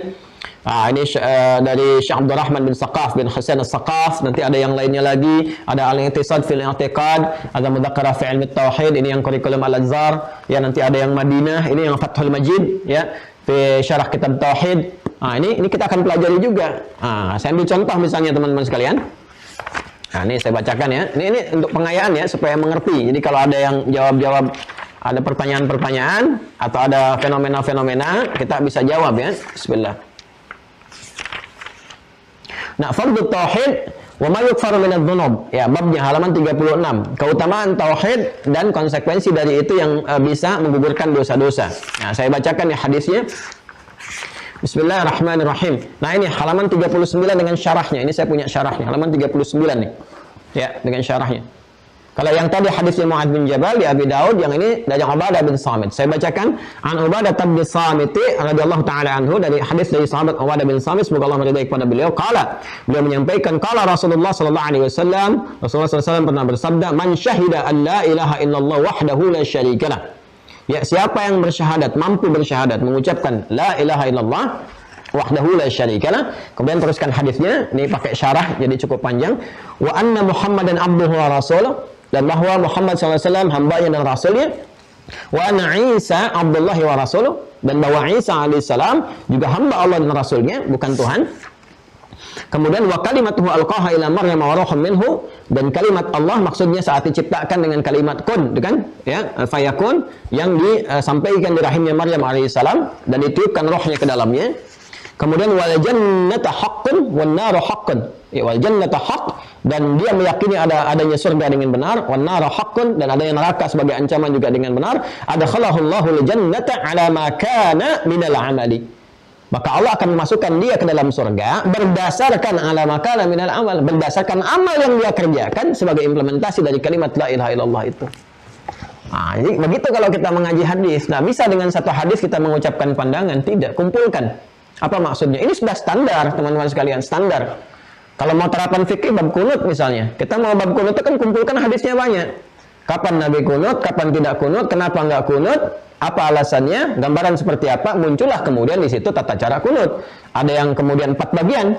Ada yang dipraktikkan kunutnya subuh seperti Imam Syafi'i ba'da ruku', dan Imam Malik sebelum ruku'. Imam Syafi'i mengatakan dengan jahar, Imam Malik mengatakan dengan sir. Kemudian ada yang tidak kunut sama sekali seperti pandangan Imam Abu Hanifah. Ada yang kunutnya nazilah, ya, seperti pemahaman Imam Ahmad bin Hanbal. Itu gabungan dari semuanya, baru muncul madzhab-madzhab di situ. Tapi ada yang nggak perlu kemudian dengan banyak pandangan disepakati satu makna. Jadi ada yang cuma satu makna saja, ada yang bisa banyak makna. Ya, kalau satu makna saja itu semua ulama sepakat. Ya, apa di antara yang semua satu makna? Ada dalam fikih, ada dalam akidah. Dalam fikih misalnya ketika kita bertakbir, mengucapkan Allahu Akbar dan ucapkan Allahu Akbar, semua ulama sepakat. Karena itu nggak ada orang takbir mengatakan Allahu Rahman, Allahu Rahim, walaupun nama Allah banyak. Ya, dalam bab akidah pun ada yang usul, ada yang furu'. Yang usul itu seperti kalimat syahadat. Kalimat syahadat itu semua ulama sepakat. Makanya semua tafsir dari bab la ilaha illallah itu satu tafsir. Silakan baca misalnya syarahnya Ibnu Battal. Ya, dalam syarah hadis dari Ibnu Hajar Al-Asqalani kesambung pada Rasulullah SAW, semua ulama sepakat bahwa yang dimaksud la ilaha illallah itu terapannya lewat amalan. Semua ulama sepakat, gak ada perbedaan di sini untuk menghindari maksiat, menjauhi maksiat, mengerjakan perintah, perwujudan dari apa? La ilaha illallah. Jadi nggak berdiri sendiri.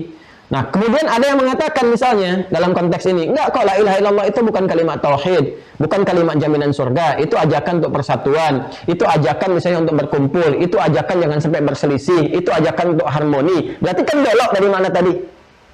Ya. Ya, harmoni ada bab yang lain, persatuan ada bab yang lain, tapi akidah ini satu makna, kalimat ini satu makna. Artinya apa? Dia berbelok. Ya, kalau berbelok ini, apa kemudian respon yang disampaikan oleh Al-Quran? Ya, turun kemudian ayatnya. Wa qad nazzala 'alaikum fil kitab an idza sami'tum ayatillahi yukfaru biha. Kalau Anda mendengar statement bahwa ayat-ayat Allah diingkari, dibelokkan, wa yustahza'u biha, atau ada nilai olok-olok di dalamnya. Ya, ada olok-olok dengan kalimat yang tidak pantas, kata-kata yang tidak elok dan sebagainya. Orang pakai hijab misalnya, berusaha, ada yang pakai niqab apa dibilang ninja lah, ada yang pakai begini dibilang beginilah, kalimat-kalimat tak pantas kepada agama lah. Ada olok-olok di dalamnya, maka indah sekali. Al-Quran menjawab dengan kalimat bukan kecam dia, bukan dengan hina dia, rendahkan dia, tidak. Fala taq'udu ma'hum, udah jangan sertai. Jadi Al-Quran itu mengatakan udah nggak usah sibuk mencela, jangan mengecam, ya, dalam konteks kecaman ini menghina dan sebagainya, bukan, ya. Jadi udah, Anda tidak usah kemudian mencela yang sudah tercela, buang-buang energi. Jadi kalimat ini sudah salah. Yang paling gampang, fala taq'udu ma'hum, jangan sertai. Jadi kalau ceramah enggak usah didengar. Jangan dikasih momentum untuk menyampaikan ceramah, ya kan? Jangan diberikan waktu, jangan diberikan penyertaan, jangan diberikan fasilitas-fasilitas. Tinggalkan aja. Ya, itu pun niatnya apa? Niatnya hatta yakhumu fi haditsin ghairi, sampai sadar bahwa itu keliru. Jadi begitu ditinggalkan, nanti yang selevel dengan itu para ulama, para ustadz yang berada di atasnya memberikan pencerahan. Ya, maknanya bukan itu, ini gambarannya begini. Kalau masyarakat awam tinggalkan saja. Ya, jangan berhujjah. Apalagi dalam keadaan yang kita menguasai, kecuali kalau kita paham. Tinggalkan, jauhi, selesai sampai sadar oh itu menyimpang. Kemudian innakum idzam mithluhum, kalau diikuti, disimak, lama-lama nanti akan terbuai. Ya, apalagi dengan permainan kosakata yang indah. Al-Baqarah ayat 204, paling kanan, paling kiri sebelah atas. Quran surah kedua Al-Baqarah ayat 204. Ya, paling kiri sebelah atas. Wa minan nasi may yu'jibuka qawluhu fil hayatid dunya wa yushhidullaha 'ala ma fi qalbihi wa huwa aladul khisam. Di antara sekian banyak manusia, Anda akan menyaksikan ada orang yang retorikanya begitu cantik, kalimatnya menarik. Jadi kalau kita dengar tuh kayak yang betul. Logikanya kayak yang benar, kalimatnya menenteramkan. Dan membawa Allah narasinya, membawa makna Quran, makna hadis. Huwa alam bil khisam. Padahal ini kelirunya fatal. Ini kata Allah ini yang paling berbahaya gitu. Jadi kalau ada yang melihat seperti itu sudah aneh, sudah membingungkan, tinggalkan saja. Ya, tinggalkan, jauhi sudah. Innakum idzam mithluhum, kalau sama kita simak, kita sertai, bahkan difasilitasi, nanti terbawa. Kalau sudah terbawa, muncul penyakit di hati. Oh, alih-alih orang Islam senang dengan ajaran Islam, kok jadi nggak suka dengan ajaran Islam? Ya, kita membawa narasi persatuan, tapi mengecam saudara sendiri, itu bukan bersatu namanya. Jelas ya? Atau lama-lama malah nggak suka dengan tahajud, nggak suka. Ya, dengan mau dekat ke ngafal Al-Quran malah jadi nggak enak, jadi sentimen, antipati, ada yang salah itu. Itu penyakitnya disebut nifak. Orang disebut munafik. Kalau sifat nifak terbawa dalam diri sampai dengan meninggal, ancamannya nyata. Apalagi sudah keluar misalnya. Saya nggak anti dengan syariat Islam, saya muslim tapi anti dengan syariat Islam. Nggak wajib syariat Islam. Kan? Atau mengatakan kalimat-kalimat lain lah. Ya, mulai kemudian membawa nuansa keluar dari konteks kehidupan yang bersyariat misalnya, atau dalam tuntunan agama. Maka sudah nifak, pelakunya disebut munafik. Kalau terbawa sampai meninggal, ancamannya nyata. Kata Allah, Innallaha jami'al munafiqina wal kafirina fi jahannam jami'a. Kamu nggak usah repot mencela, tugas kamu menghindari mereka, menjelaskan. Kalau mereka masih tetap bertahan dengan seperti itu, biarkan aku yang membuat keputusan, kata Allah. Ya, kita kan nggak rugi juga kan? Tinggalkan saja, sudah. Nggak rugi kita. Bahkan kita nggak buang-buang waktu untuk mengeluarkan kalimat yang tidak pantas. Ya, jadi nggak usah mencela, tinggalkan aja. Nanti level ulama yang menjelaskan, kita nggak usah sertai, nggak usah simak, nggak usah macam-macam. Sudah. Setelah itu, kata Allah, kalau dia nggak sadar, biarkan aku nanti yang memberikan keputusan di hari kiamat. Ya, aku tenggelamkan dia di tempat yang paling terdalam di neraka. Innallaha jami'al munafiqina wal kafirina fi jahannam jami'a. Jadi itu yang masuk neraka jahanam di Al-Quran ini ternyata orang munafik itu lebih dari orang kafir. Ditempatkan yang paling dalamnya itu. Makanya nanti di ayat berikutnya disebutkan fi darkil asfali minan nar. Ya, kenapa Allah begitu murka? Kalau orang kafir ingkar, jelas pengingkarannya kalau nggak ada iman. Ini orang munafik ini beriman, menyatakan beriman kepada Allah, ya, kemudian dia mengatakan komitmen dengan syariat Rasulullah, mengucapkan asyhadu an la ilaha illallah, asyhadu anna Muhammadar Rasulullah, tapi perbuatannya menentang itu semua. Sehingga menyebabkan orang-orang yang muslim yang lainnya terbawa dalam pengaruh seperti itu, jadi diri di dalam daging, diri di dalamnya sendiri, itu yang paling berbahaya. Ya, makanya di sini Allah murka kalau nggak taubat. Kalau taubat dia mau kembali, di ayat berikutnya kan 143, 144 itu diajak kembali. Kalau mau kembali, dirangkul, diajak, disimak dengan baik. Kalau tidak mau kembali, ancamannya berat. Wah, lebar ya, panjang ya bahasannya ya. Jadi saya ingin katakan begini, coba ayat itu tadi, An-Nisa ayat 140, menyebut orang tidak? Tidak kan? Menyebut nama? Tidak. Menyebutkan kapan kejadian? Tidak. Dalam rumus tafsir disebutkan begini, kalau tidak disebutkan kapan kejadiannya, tidak disebutkan siapa orangnya pada saat itu, ini menunjukkan bahwa perbuatan itu berpotensi terjadi lagi di masa depan dengan tokoh dan keadaan yang berbeda. Tapi kalau disebutkan kejadiannya kepada siapa, jelas di Quran disebutkan menimpa kepada si A misalnya. Satu kejadian yang dahsyat, yang hebat dan sebagainya, ini menunjukkan perbuatan dimaksud nggak akan terjadi lagi umumnya di masa depan. Seperti misalnya yang mengandung, melahirkan tanpa disentuh laki-laki manapun. Maryam. Wa Maryam ibnata Imran. Ya. Bahkan dia mengatakan di surah Ali Imran itu, qala rabbi anna yakunu li waladu wa lam yamsasni bashar. Tidak, aku enggak pernah disentuh. Jadi bukan mengandung melahirkan tanpa bapak yang begitu banyak ya, saya dapatkan. Ini mengandung melahirkan tanpa disentuh laki-laki manapun. Cuma Maryam. Dan disebutkan Maryam binti Imran. Wa Maryam ibnata Imran. Maryam binti Imran. Ya. Dilacak sampai ke keturunannya. Sampai kalau ada yang mengatakan saya juga Maryam binti apa kamu? Ya, kemana jalurnya gitu. Nah itu jadi nggak akan pernah terjadi lagi. Tapi kalau disebutkan gelar misalnya seperti Fir'aun itu gelar. Ya, raja Faraoh gitu kan, ada di Mesir tempo dulu. Ya, itu disebutkan gambarannya, perilakunya dan sebagainya. Gelar yang melekat kepadanya ini memberikan kesan bahwa kedudukan, gelar, jabatan yang melekat pada seseorang itu bisa berpotensi melahirkan penyimpangan kalau nggak dipergunakan dengan benar. Makanya turun bimbingan-bimbingan. Nah, begitu cara memahaminya. Jadi ini pengayaan dari konsepsi tadi iman kaitan dengan amal. Alhamdulillah tuh Allah berikan langsung pemahaman praktek lewat fenomena yang ada di sekitar kita saat ini dengan terapannya. Jadi kalau ditanya apakah mungkin iman tanpa amal? Tidak mungkin, gampang jawabannya. Apakah mungkin amal tanpa iman? Tidak mungkin, gampang jawabannya. Tapi kalau pertanyaannya dirubah, nggak mungkin ya masuk surga itu dengan kalimat la ilaha illallah saja, dengan ucapan saja? Jawabannya, oh benar, harus dengan amalan. Tapi cara memahami hadis pun tidak seperti itu. Cara memahaminya begini. Ya, kalau ada yang mengatakan kan kita telah bahas kemarin. Ya, iman itu kalimatnya apa? La ilaha illallah. Ini kan tergambar dalam kalimat asyhadu an la ilaha illallah wa asyhadu anna Muhammadan Rasulullah. Itu kalimat apa? Kalimat iman. Jadi kalau ada yang mengatakan itu bukan kalimat iman, jadi persoalan. Jelas ya? Artinya nggak paham dengan dasar itu. Kemudian konsekuensi dari beriman apa? Beramal. Jadi cara memahami hadis iman, hadis la ilaha illallah adalah dipadukan dengan hadis amal. Jelas ya? Masya Allah. Jadi hati-hati ya kalau ada statement-statement yang aneh-aneh dan sebagainya, kita cerna dulu esensinya kemana, baru kemudian kita pahami dengan baik. Masya Allah. Baru satu nih. Baik. Yang lainnya, yang dari jauh juga? Ada lagi yang dari jauh? Kalimantan sudah, yang sudah kemarin sudah kita bergantian. Jawa sudah, Sumatera ada Sumatera, Palembang, Padang, Bukit Tinggi,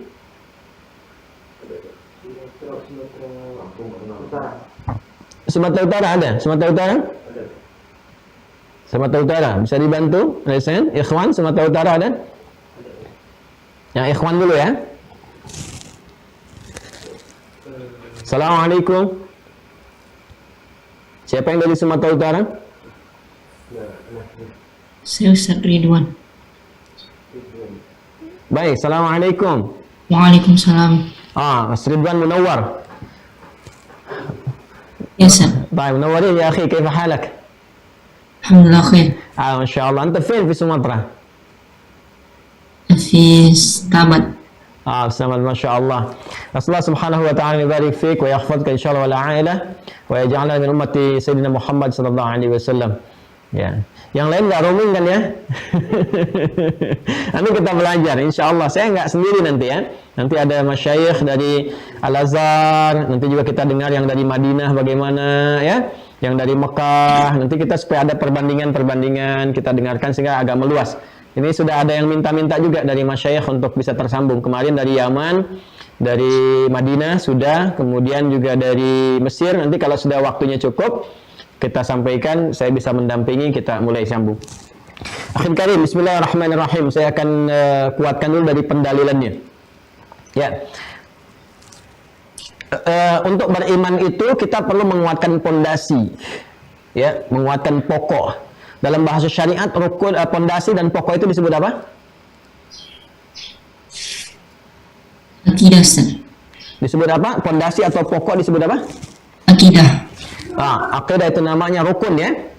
Ya, rukun. Rukun, baik, rukun. Karena itu kita dengar rukun Islam, rukun iman. Taib. Ada berapa rukun iman yang bisa menguatkan simpul iman kita? 5 Ustaz. Ada 5 rukun Islam. Rukun iman 6 Ustaz. Rukun 6, baik, ada 6. Baik, bagaimana cara memahami rukun ini dengan persoalan akidah atau iman? Ya, tadi kan begini. Jadi kalau kita ingin menjelaskan, iman itu keyakinan tanpa ragu. Ya, kita harus ikat dalam diri kita, ikatannya menjadi akidah. Bagaimana kita bisa menjelaskan yang 6 ini menjadi rukun kaitan dengan iman dan akidah? Silakan. Menjelaskan.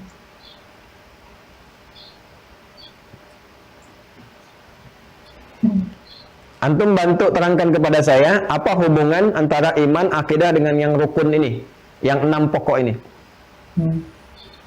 Jadi iman adalah implementasi kita sebagai muslim beriman, terus pembuktian iman dengan gini saudaraku, Akhil Ridwan, antum simpan catatannya, antum ekspresikan dengan bahasa antum saja.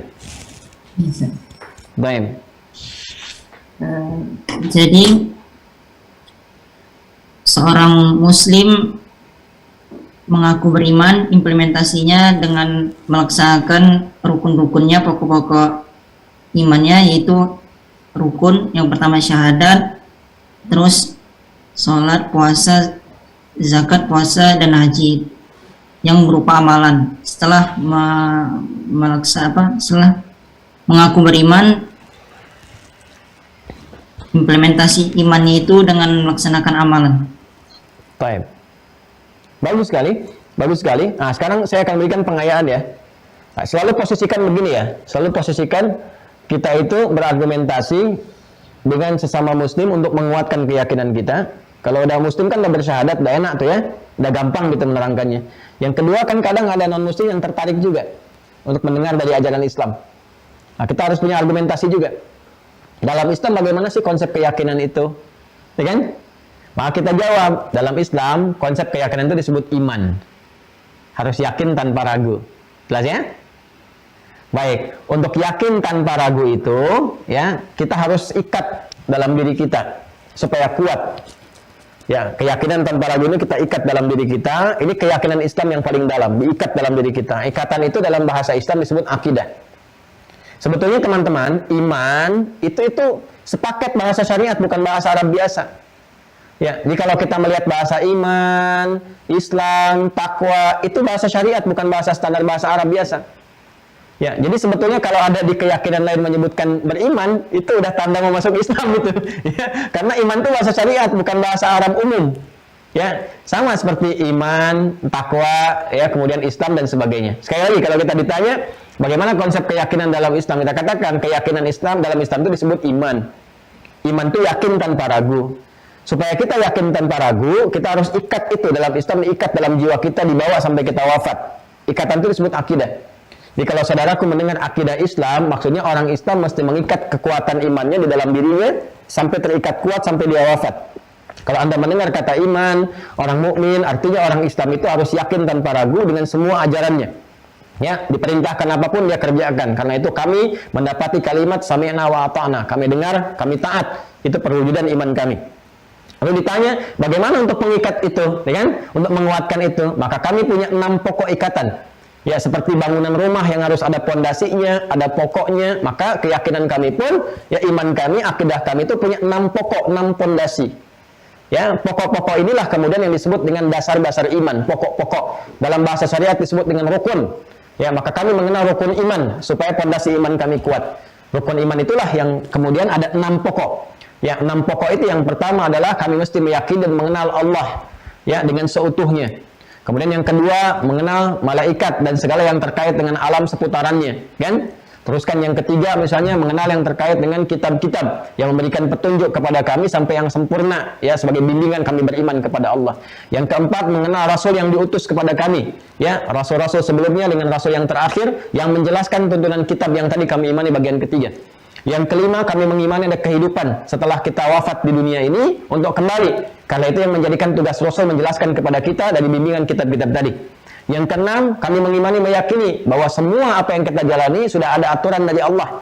Disebut dengan qada dan qadar. Yang aturan itu mesti kami ikuti dengan cara melihat bagaimana pedoman-pedoman, mempelajari seperti apa yang Allah ajarkan kepada kami lewat Rasul kami. Sumbernya dari situ. Ini yang pokok. Nah, ini cara begitu kita cara menjelaskannya. Nah, kalau disusul lagi, bagaimana kita kenal Allah? Nanti ada ilmunya sendiri yang belum kita bahas. Nah, kalau kita jelaskan seperti itu objektif pemahamannya. Ya, kalau kepada orang Islam gampang kita sampaikan, apalin rukun iman ada 6. Apalin dulu aja. Itu kan? Nah, tanamkan dalam jiwa kita dan sebagainya terus. Nanti kalau kita sudah beranjak, agak pemahaman, tanamkan ilmunya untuk menguatkan pada diri kita. Tapi kalau kita menjelaskan pada yang belum beriman misalnya, saya selalu istilahkan belum beriman. Karena saya berharap satu saat akan beriman bersama kita juga gitu ya. Bersyahadat dan seterusnya. Jadi cara menjelaskannya demikian sehingga konsepsinya utuh. Dari iman ke akidah, sampai ke pokok, sampai ke hukum, sampai ke terapan. Jelas ya? Baik, akhirwan, saya ingin perkuat sebentar. Bismillahirrahmanirrahim. Tadi iman yang pertama itu apa? Iman kepada Allah. Iman kepada Allah, ma'rifah billah, ya kan? Jadi bukan sekedar iman, nanti ada unsur ma'rifahnya. Iman kepada Allah dengan cara mengenal Allah seutuhnya. Itu bahasanya ya. Seutuhnya itu nanti ada terkait dengan asma'nya, sifatnya, ya kan? Dalail wujudnya, kemudian mazahir rahmatu fil kaun, tanda penampakan keagungannya di alam semesta. Baik, apa dalilnya kita harus mengenal Allah di Al-Qur'an? Dalilnya apa? Landasannya apa? Catatan, Ustaz. Kenapa? Buka catatan. Buka catatan. Iqra kitabak kafa bi nafsika yawma 'alaika hasiba. Baca catatannya. Baik. Surat apa itu? Quran surat 47 ayat 19. Ustaz. 47 itu surat apa? Pokoknya setelah 46 sebelum 48. Setelah Al-Ahqaf sebelum Al-Fatah. Surat apa itu? Antum ingat aja Nabi kita yang paling mulia. Siapa namanya? Muhammad. Nabi Muhammad SAW. Nah, surat itu surat dasar kita mengenal Allah, surat yang diberi nama dengan Nabi kita langsung. Ya, Nabi Muhammad, surat Muhammad SAW. Ya, ayat ke berapa? Ayat ke Ya, coba cari. 19. Ayat 19. Apa bunyinya? A'lam annahu la ilaha illa Illallah. Enggak sampai illa. Fa'lam annahu la ilaha La ilaha illallah. Ini wajib ya, wajib hafal semua ya. Wajib ya. Jadi kita harus punya dasar keilmuannya. Jadi kalau nanti ada yang bertanya, apa iman pertama? Iman kepada Allah. Bagaimana caranya? Cara mengenali seutuhnya. Ya, dari mana landasan Anda mengatakan seperti itu? Allah sendiri yang perintahkan kepada kami. Ya, lewat firman-Nya Quran surah ke-47, Muhammad SAW ayat ke berapa? Ayat ke-19. Ya, fa'lam annahu la ilaha illallah. Coba Anda bandingkan dengan kitab suci manapun. Gak ada di kitab sucinya yang meminta mengenal langsung Tuhannya dengan ilmu. Kecuali Al-Quran. Silakan Anda bandingkan. Al-Quran yang langsung meminta kita untuk kenal dengan Allah. Jangan sekedar kita mengucapkan la ilaha illallah, itu sudah sah menjadi muslim. Alhamdulillah. Tapi supaya dikuatkan, pakai ilmu. Ya, apa dalilnya? Kalau ilmu itu penting untuk mengenal Allah dan memantapkan syahadat kita kepada Allah. Tadi kan fa'lam annahu la ilaha illallah. Dengan maka harus punya ilmu untuk menetapkan la ilaha illallah. Kenapa kita mesti punya ilmu untuk menetapkan la ilaha illallah? Apa dalilnya dalam Al-Quran? Mau jawab apa? Bentar sih. Mana Quran catatan surat dia? 20 ayat 14-an. Quran surat 20 ayat 14. Apa bunyinya? Di situ nggak ada ilmu, di situ hanya penetapan langsung dari Allah kepada Nabi Musa alaihissalam. Innani anallahu la ilaha illa ana fa'budni wa aqimis salata li dzikri. Quran surat 3 ayat 4 ayat 18-an. Ayat 18. Quran surat 3 itu surat apa? Al-Imran. Ali Imran. Bukan Al tapi Ali, ingat ya. Yes. Kalau pakai surah Ali Imran. Kalau nggak pakai surah Alu Imran. Bukan Al. Kalau Al itu alif lam. Ya, alif lamnya bisa ma'rifah. Al-kitab, al-kitab. Kitab ini the kalau dalam bahasa Inggris. Tapi kalau alu itu keluarga dengan turunan. Kalau ahlun anggota keluarga. Kalau ailah ya keluarga dengan sikap saling mendukung. Kalau usrah keluarga yang diinginkan untuk menjaga rahasia di dalamnya. Jadi ada beberapa nama keluarga. Ali Imran surah ketiga ayat 18. Bisa dibacakan ayatnya? Syahidallahu annahu la ilaha illa huwa wal malaikatu wa ulul ilmi qa'iman bil qist. Baik, Masya Allah. Jadi di situ ya, paham ya? Ya, untuk bersyahadat kuat itu, kalau kita ingin kuat syahadatnya, ya, yang mampu mengetahui seutuhnya tentang ketuhanan Allah Subhanahu wa taala, pertama Allah sendiri. Ya, Tuhan itu harus tahu. Jadi Tuhan itu nggak belajar tentang ketuhanannya.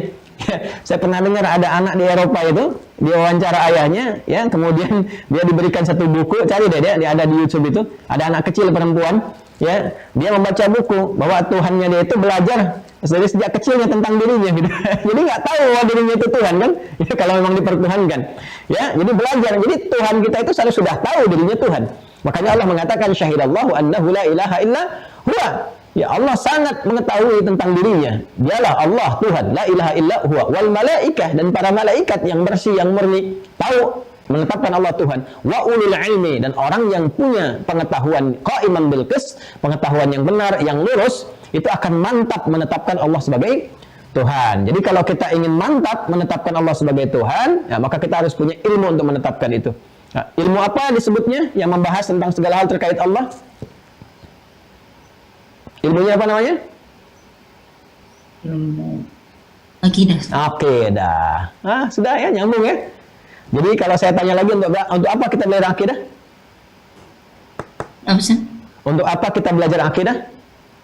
Menguatkan iman. Menguatkan iman. Untuk menguatkan iman supaya kita mantap bertauhid ya kepada Allah Subhanahu wa taala. Paham sampai di sini? Paham sih. Insya Allah ya. Jadi kita tinggal kemas. Yang penting dipahami. Nanti kita bisa menerangkan dengan bahasa kita beragam-ragam pertanyaan. Kalau ada kesulitan nanti bisa dikonsultasikan. Baik, 5 menit terakhir sebelum kita tutup. Ada yang mau ditanyakan? Dengan bahasan tema kita dulu? Sebelum ujian? Silakan, diberikan kesempatan. Ya, ada yang angkat tangan itu? Boleh angkat tangan nanti supaya diketahui.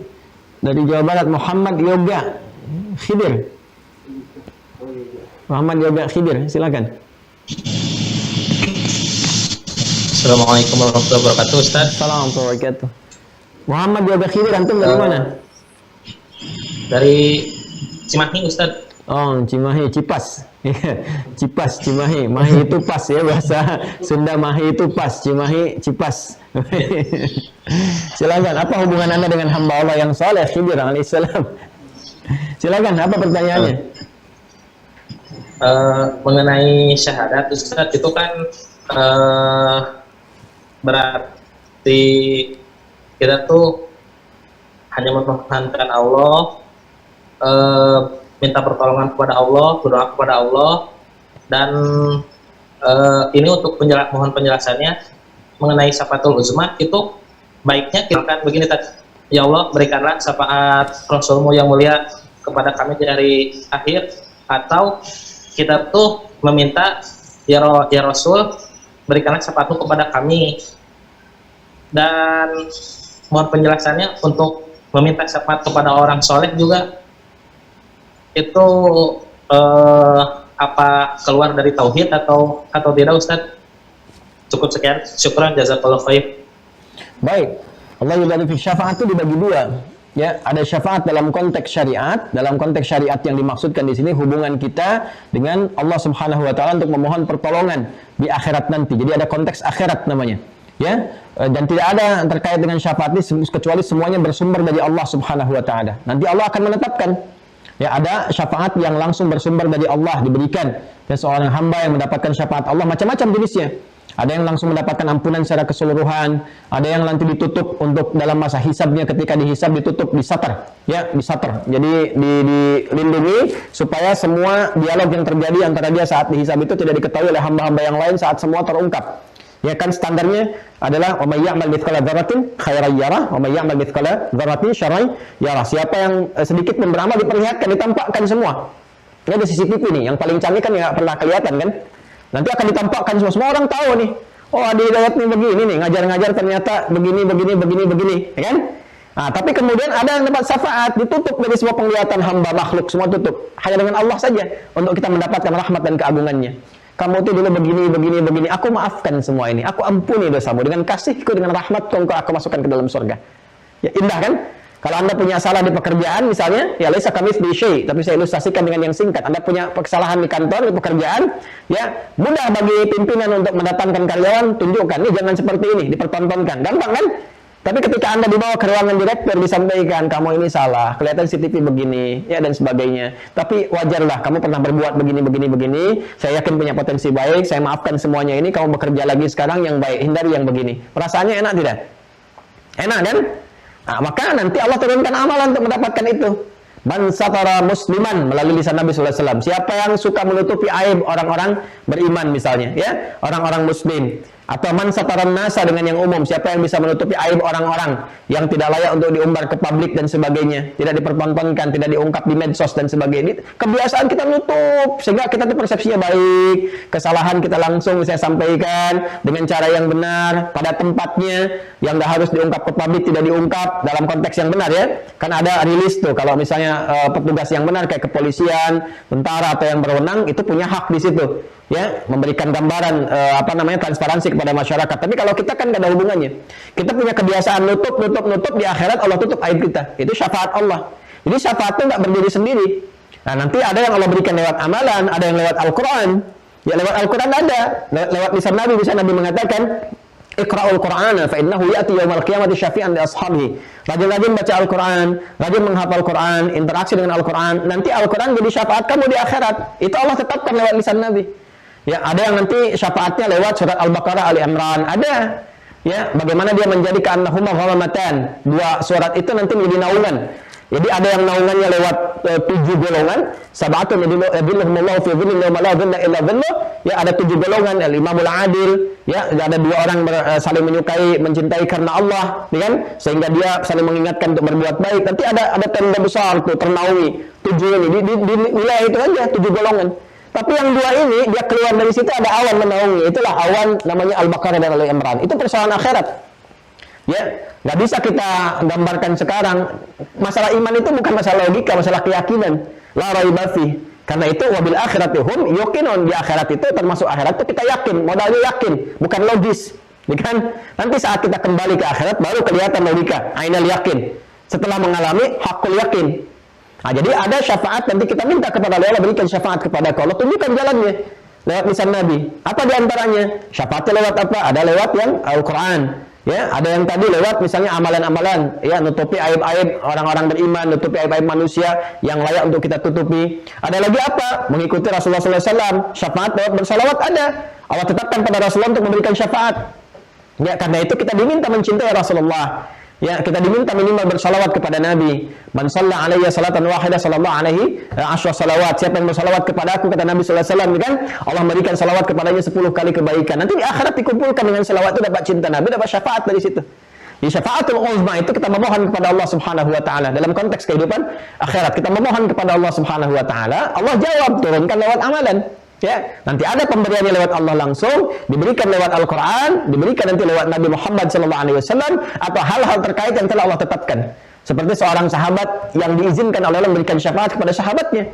Ya, ketika dia masuk surga duluan, kan ada kisahnya sangat viral itu. Ya, ketika mengatakan, ya Allah, aku tidak temukan kawanku di sini. Ya, sementara dia beriman bersama aku dan sebagainya. Maka dengan mereka saling mencintai itu, dengan kebaikan, beriman, beramal soleh, kemudian Allah tetapkan dengan memberikan syafaat lewat orang itu. Allah berikan, ajak kawanmu, sampaikan dan bergandengan ke surga. Itu hadisnya sangat viral. Jelas ya? Nah, ada nanti syafaat itu dalam konteks umum, termasuk dalam kehidupan dunia. Dalam bahasa Arab itu syafaat itu kan pertolongan, bantuan. Bantuan di saat sulit. Man yashfa' syafa'atan hasanatan yakun lahu, yakun lahu, gitu kan? Siapa yang memberikan bantuan kepada orang lain dalam konteks kehidupan, dia pun mendapatkan bagiannya. Ya, kalau tidak diniatkan ibadah dapat apresiasi. Kalau diniatkan ibadah dapat pahala dari situ. Ya, itu kan jelas. Ayatnya juga ada. Jadi kalau kita menolong orang lain, membantu orang lain, kita niatkan ibadah, maka semua apa yang dia kerjakan pahalanya mengalir untuk kita. Contoh, mohon maaf teman-teman sekalian, kita misalnya support orang dengan makanan. Dengan makanan itu dia ada tenaga, kemudian dia sholat. Ya, dengan sholat dari tenaga itu. Ketika dia sholat, dapat kita bagian pahalanya. Nah, itu kita menolong orang itu. Ya, dengan niat ibadah. Maka syafaat yang dimaksudkan dapat pahala dari situ. Ya, nah kemudian ada yang kedua, kita urusan dunia saja, urusan dunia kita bantu, kita tolong, nggak diniatkan ibadah. Itu pun dalam pengertian konteks kehidupan, kalau kita tarik pemaknaan umum, syafaat juga. Ya, syafaat juga. Jadi kalau kita misalnya minta bantuan ke ulama, ya, ke orang soleh untuk membantu kita dalam konteks dunia, bersedekah dan sebagainya, itu syafaat dalam konteks umum. Jelas ya? Nah, kalau kita misalnya minta bantuan dalam doa, itu dalam konteks umum. Tapi kalau kita ingin jadikan misalnya itu bagian rujukan dari orang soleh kita yang kita ikuti, kemudian kita timba ilmu darinya, ya kita mencintainya karena Allah, mengikuti dengan harapan agar Allah memperkenankan di akhirat kelak, kalau orang ini masuk surga, kita pun beriman, beramal soleh karena mengikuti dia, maka Allah berikan wasilah nanti kepada dirinya untuk memberikan syafaat pada kita dengan izin Allah. Itu tetap Allah yang memberikan, bukan orang soleh itu. Jelas ya? Nah, jadi ini yang disebut dengan wasilah. Konsepsi wasilah itu takwa nanti nilainya. Ada di Quran surah kelima Al-Maidah di ayat 35. Ya ayyuhalladzina amanu taqullah, ya, wabtaghu ilaihil wasilah. Hai orang-orang beriman, tingkatkan takwamu kepada Allah, dan dengan takwa itu cari wasilah. Nah, nanti takwa itu bisa banyak, bisa dengan doa, bisa dengan Quran, bisa dengan salawat pada Nabi, bisa dengan belajar, talabul ilmi, mengikuti orang saleh, suhbatus salihin. Makanya Imam An-Nawawi sampai mengarang kitab Riyadhus Shalihin, taman orang-orang saleh. Ya, nah, itu sudah familiar. Nabi juga sudah memberi gambaran kepada kita bagaimana cara mencari teman, cara bergaul dan sebagainya. Jadi itu yang dimaksudkan syafaatul uzma, semua syafaat terhubung kepada Allah Subhanahu wa taala yang azim, yang memberikan syafaatul uzma dengan izinnya. Adapun cara-caranya lewat amalan. Amalan itu yang detailnya kemudian kita bisa turunkan dalam konteks kehidupan kita. Sekarang tinggal kembali kepada Anda. Kalau Anda bertanya tadi seperti itu, sekarang apa rencana Anda untuk mendapatkan syafaat itu? Anda mau yang mana? Ya, kalau mau yang Quran, dari sekarang Anda mendekat kepada Al-Quran. Kalau Anda mau dari langsung Rasulullah SAW dengan izin Allah, maka cintai Nabi. Banyak bersalawat kepada Rasulullah, gabungkan salawat pada Rasulullah, ngaji Quran yang benar, ya kan? Kemudian cari orang-orang saleh, dekati. Ya minimal ya seperti itulah. Kadang-kadang ulama itu sering bercanda juga. Ini candanya ulama ya. Candanya ulama. Kalau kamu ada orang bertanya, ya Syekh, bagaimana kalau nanti saya meninggal? Ya saya nggak ketemu Anda lagi. Ya bilang aja kalau ditanya man rabbuka, Anda bilang aja saya termasuk muridnya si fulan, muridnya Syekh fulan. Itu candanya para ulama ya, cuma bercanda saja, nggak harus dianggap terlalu serius. Ini menunjukkan perhatian seorang Syekh kepada muridnya dan sebagainya. Ya saya kemarin Masya Allah itu ya, saya sampai teleponan tuh sama Kiai Muhyiddin kemarin untuk menanyakan bagaimana itu ada orang yang meninggal ketika Ustadz sedang ceramah, kemudian bertanya apakah orang meninggal bisa berjumpa dengan Rasulullah. Setelah dijawab, itu kan viral sekali tuh. Ya, viral sekali. Setelah dijawab kemudian beliau langsung ya pada saat itu terbah meninggal dunia. Saya tanya siapa orangnya, Masya Allah itu orang baik, kata beliau itu. Orang baik, itu orang yang menggunakan hartanya sebagai amal, bekal pulangnya. Jadi beliau punya banyak toko dan terkenal dermawan, suka bantu, aktif di masjid dan sebagainya, Masya Allah itu. Dan akhir hidupnya ternyata dikerjakan itu karena kecintaannya kepada Rasulullah. Kecintaannya pada Rasulullah, Masya Allah. Dan meninggal dalam keadaan setelah bertanya, apakah saya bisa berjumpa dengan Rasulullah setelah saya meninggal dunia? Dan itu Masya Allah gitu ya. Itu Masya Allah. Nah sekarang balik kepada kita, apa yang kita siapkan untuk kita kembali kepada Allah Subhanahu Wa Taala. Jadi sesuatu yang sangat luar biasa. Saya kira itu yang mudah-mudahan mewakili. Dan banyak ayat saya telah jelaskan di ta'lim yang terdahulu tentang syafaat. Coba cari cek ya di YouTube di Hidayat Official. Buka lagi tentang syafaat. Anda akan temukan uraian saya yang cukup lengkap di situ. Ya, ada kurang lebih 1,5 jam sampai 2 jam saya uraikan itu. Baik, yang terakhir ada lagi. Akhwat saya beri kesempatan yang belum pernah bertanya. Yang belum pernah bertanya, siapa itu? Dari Bogor, ada? Dari mana lagi? Silakan. Ada siapa? Lulu, apa namanya? Lulu. Silakan. Fadal. Saya kalau buka kacamata berarti saya artinya nggak melihat ya secara ini. Saya jelas. Jadi saya tuh saya silindris dengan minus gabung. Jadi kalau saya nggak pakai kacamata, saya nggak bisa bedakan antum secara utuh apakah ikhwan atau akhwat. Fadal, silakan. Baik Ustaz, Assalamualaikum warahmatullahi wabarakatuh. Waalaikumsalam warahmatullahi wabarakatuh. Terima kasih waktunya Ustaz, semoga Ustaz dan tim dalam keadaan sehat walafiat. Amin. Saya mau tanya mengenai syahadat Ustaz. Bagaimana jika seseorang sudah melakukan syahadat tapi dia masih melakukan kesyirikan dan kemudian dia ingin melakukan syahadat kembali, apakah ada tata caranya bagaimana syahadatnya supaya benar-benar diterima Allah Subhanahu wa taala? Baik saja Ustaz. Baik, yang pertama kita saling mendoakan untuk semuanya, semoga Allah Subhanahu wa taala senantiasa melindungi akidah kita, syahadat kita dari berbagai hal yang mengotorinya. Kemudian kita bermohon kepada Allah agar diberikan bimbingan supaya hidup kita dalam keadaan baik dan wafat dalam keadaan husnul khatimah insyaallah. Baik, teman-teman sekalian, dalam kehidupan itu pasti ada tantangan. Ya, pasti ada hambatan. Hambatan itu sumbernya banyak. Ya, ada 2 yang paling utama. Yang paling pokok adalah dari setan yang menggoda kita. Ya, kedua dari nafsu kita yang tidak bisa dikelola dengan baik. Selebihnya nanti pengaruh lingkungan seputaran kita. Karena itu kita diminta oleh Allah Subhanahu wa taala berlindung kepada Allah dari godaan-godaan setan. Yang kedua kita diminta oleh Allah untuk mengelola nafsu dengan baik supaya tidak terjerumus kepada keburukan yang diperintahkan oleh diri kita sendiri, yaitu ada peran setan di dalamnya. Yang ketiga kita diminta untuk bergaul dengan lingkungan yang baik supaya tidak terbawa dalam suasana-suasana yang buruk. Tantangan godaan itu macam-macam. Sifatnya disebut penyimpangan. Penyimpangan itu disebut dengan maksiat. Ya, perbuatannya disebut dengan fusuk, orangnya disebut dengan fasik, menyimpang. Nanti turunannya ada banyak hal. Ya, ada tingkat-tingkat yang terbesar sampai tingkat yang paling rendah. Serendah-rendahnya pun tetap menyimpang. Ketika menyimpang dihukumi dosa. Dosa itu berarti salah, ya kan? Sebaliknya lawannya adalah pahala. Pahala itu dari kebaikan. Ada salah, ada soleh, ya kan? Yang salah itu ada tingkatan. Tingkatan tertingginya dosa itu berupa syirik namanya.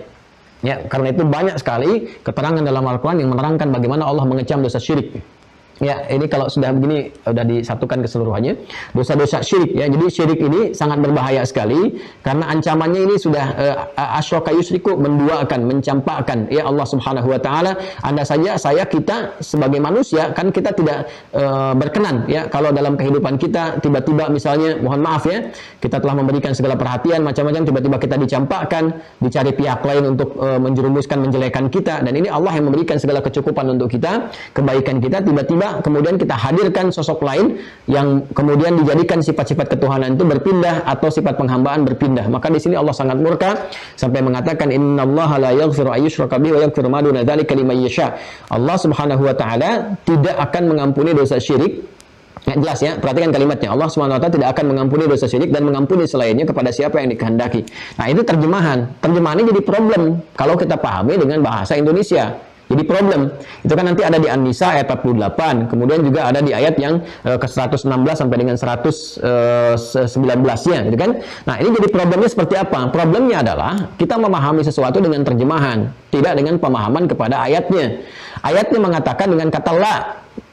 Innallaha la, bukan lan. Beda antara la dengan lan. Ada la, ada lam, ada lan. Ya kan? La itu nafi. Kalau lan harfu nafin wastiqbalin. Kalau lam harfu nafin wa jazmin. Jelas ya? Ya, jadi kalau lam itu nafin wa jazmin. Jadi menafikan sesuatu, jazm dengan kuat, makanya harokat ujungnya sukun. Lam adzhab, saya tidak pergi, ya.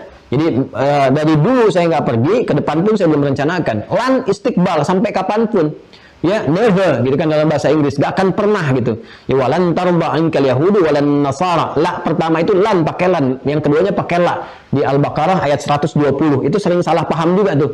Terjemah satu dengan dua berbeda. Kalau ke Yahudi pakai lan, kalau ke Nasara pakai la.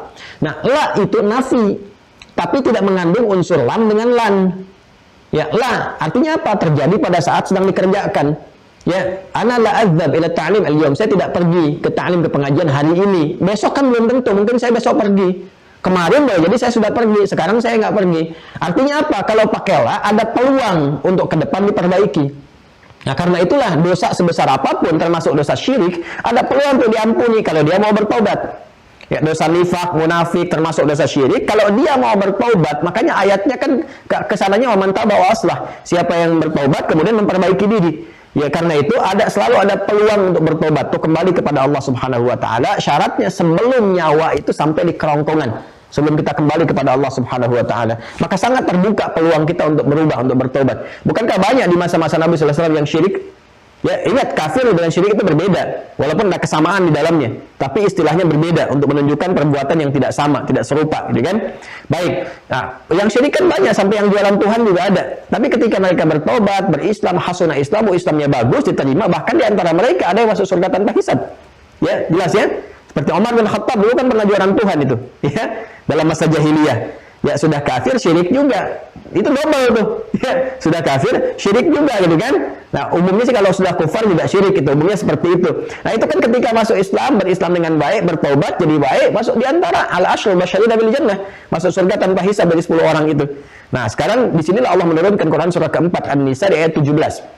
Dengan mengatakan innamat taubatu 'ala Allahi lil ladzina ya'maluna su'a bi jahalatin tsumma yatubuna min qarib. Sungguh orang-orang yang pernah taubat yang diterima oleh Allah itu hanyalah bagi orang-orang yang pernah menyadari dia berbuat dosa. Jadi kalau kita mau taubat, ya jalannya kita ingin kembali, maka jalannya dibuka oleh Allah dengan nama taubat namanya. Kalau kita ingin taubat, pertama kita menyadari dulu bahwa perbuatan itu salah. Jelas ya? Karena bahasa Qur'annya taubat asalnya akan diterima oleh Allah kalau menyadari dulu. Innamat taubatu 'ala Allahi lil ladzina ya'maluna su'a bi jahalatin. Dia sadar bahwa itu salah dulu. Sadar dulu. Ya, dia salah bahwa itu keliru. Ya, dia salah bahwa itu enggak benar. Jahalah itu ada dua maknanya. Satu karena tidak tahu. Kalau itu salah, itu jahalah. Orangnya disebut jahil. Ya, ada orang misalnya makan daging babi, mohon maaf ya, karena enggak tahu. Baru masuk Islam enggak tahu itu haram, dengan dia salah. Ya, dia salah, di situ dia kemudian belajar memperbaiki dan tinggalkan, maka diangkat rafi al-qalam yang sebelumnya, tidak dihukumi, ya.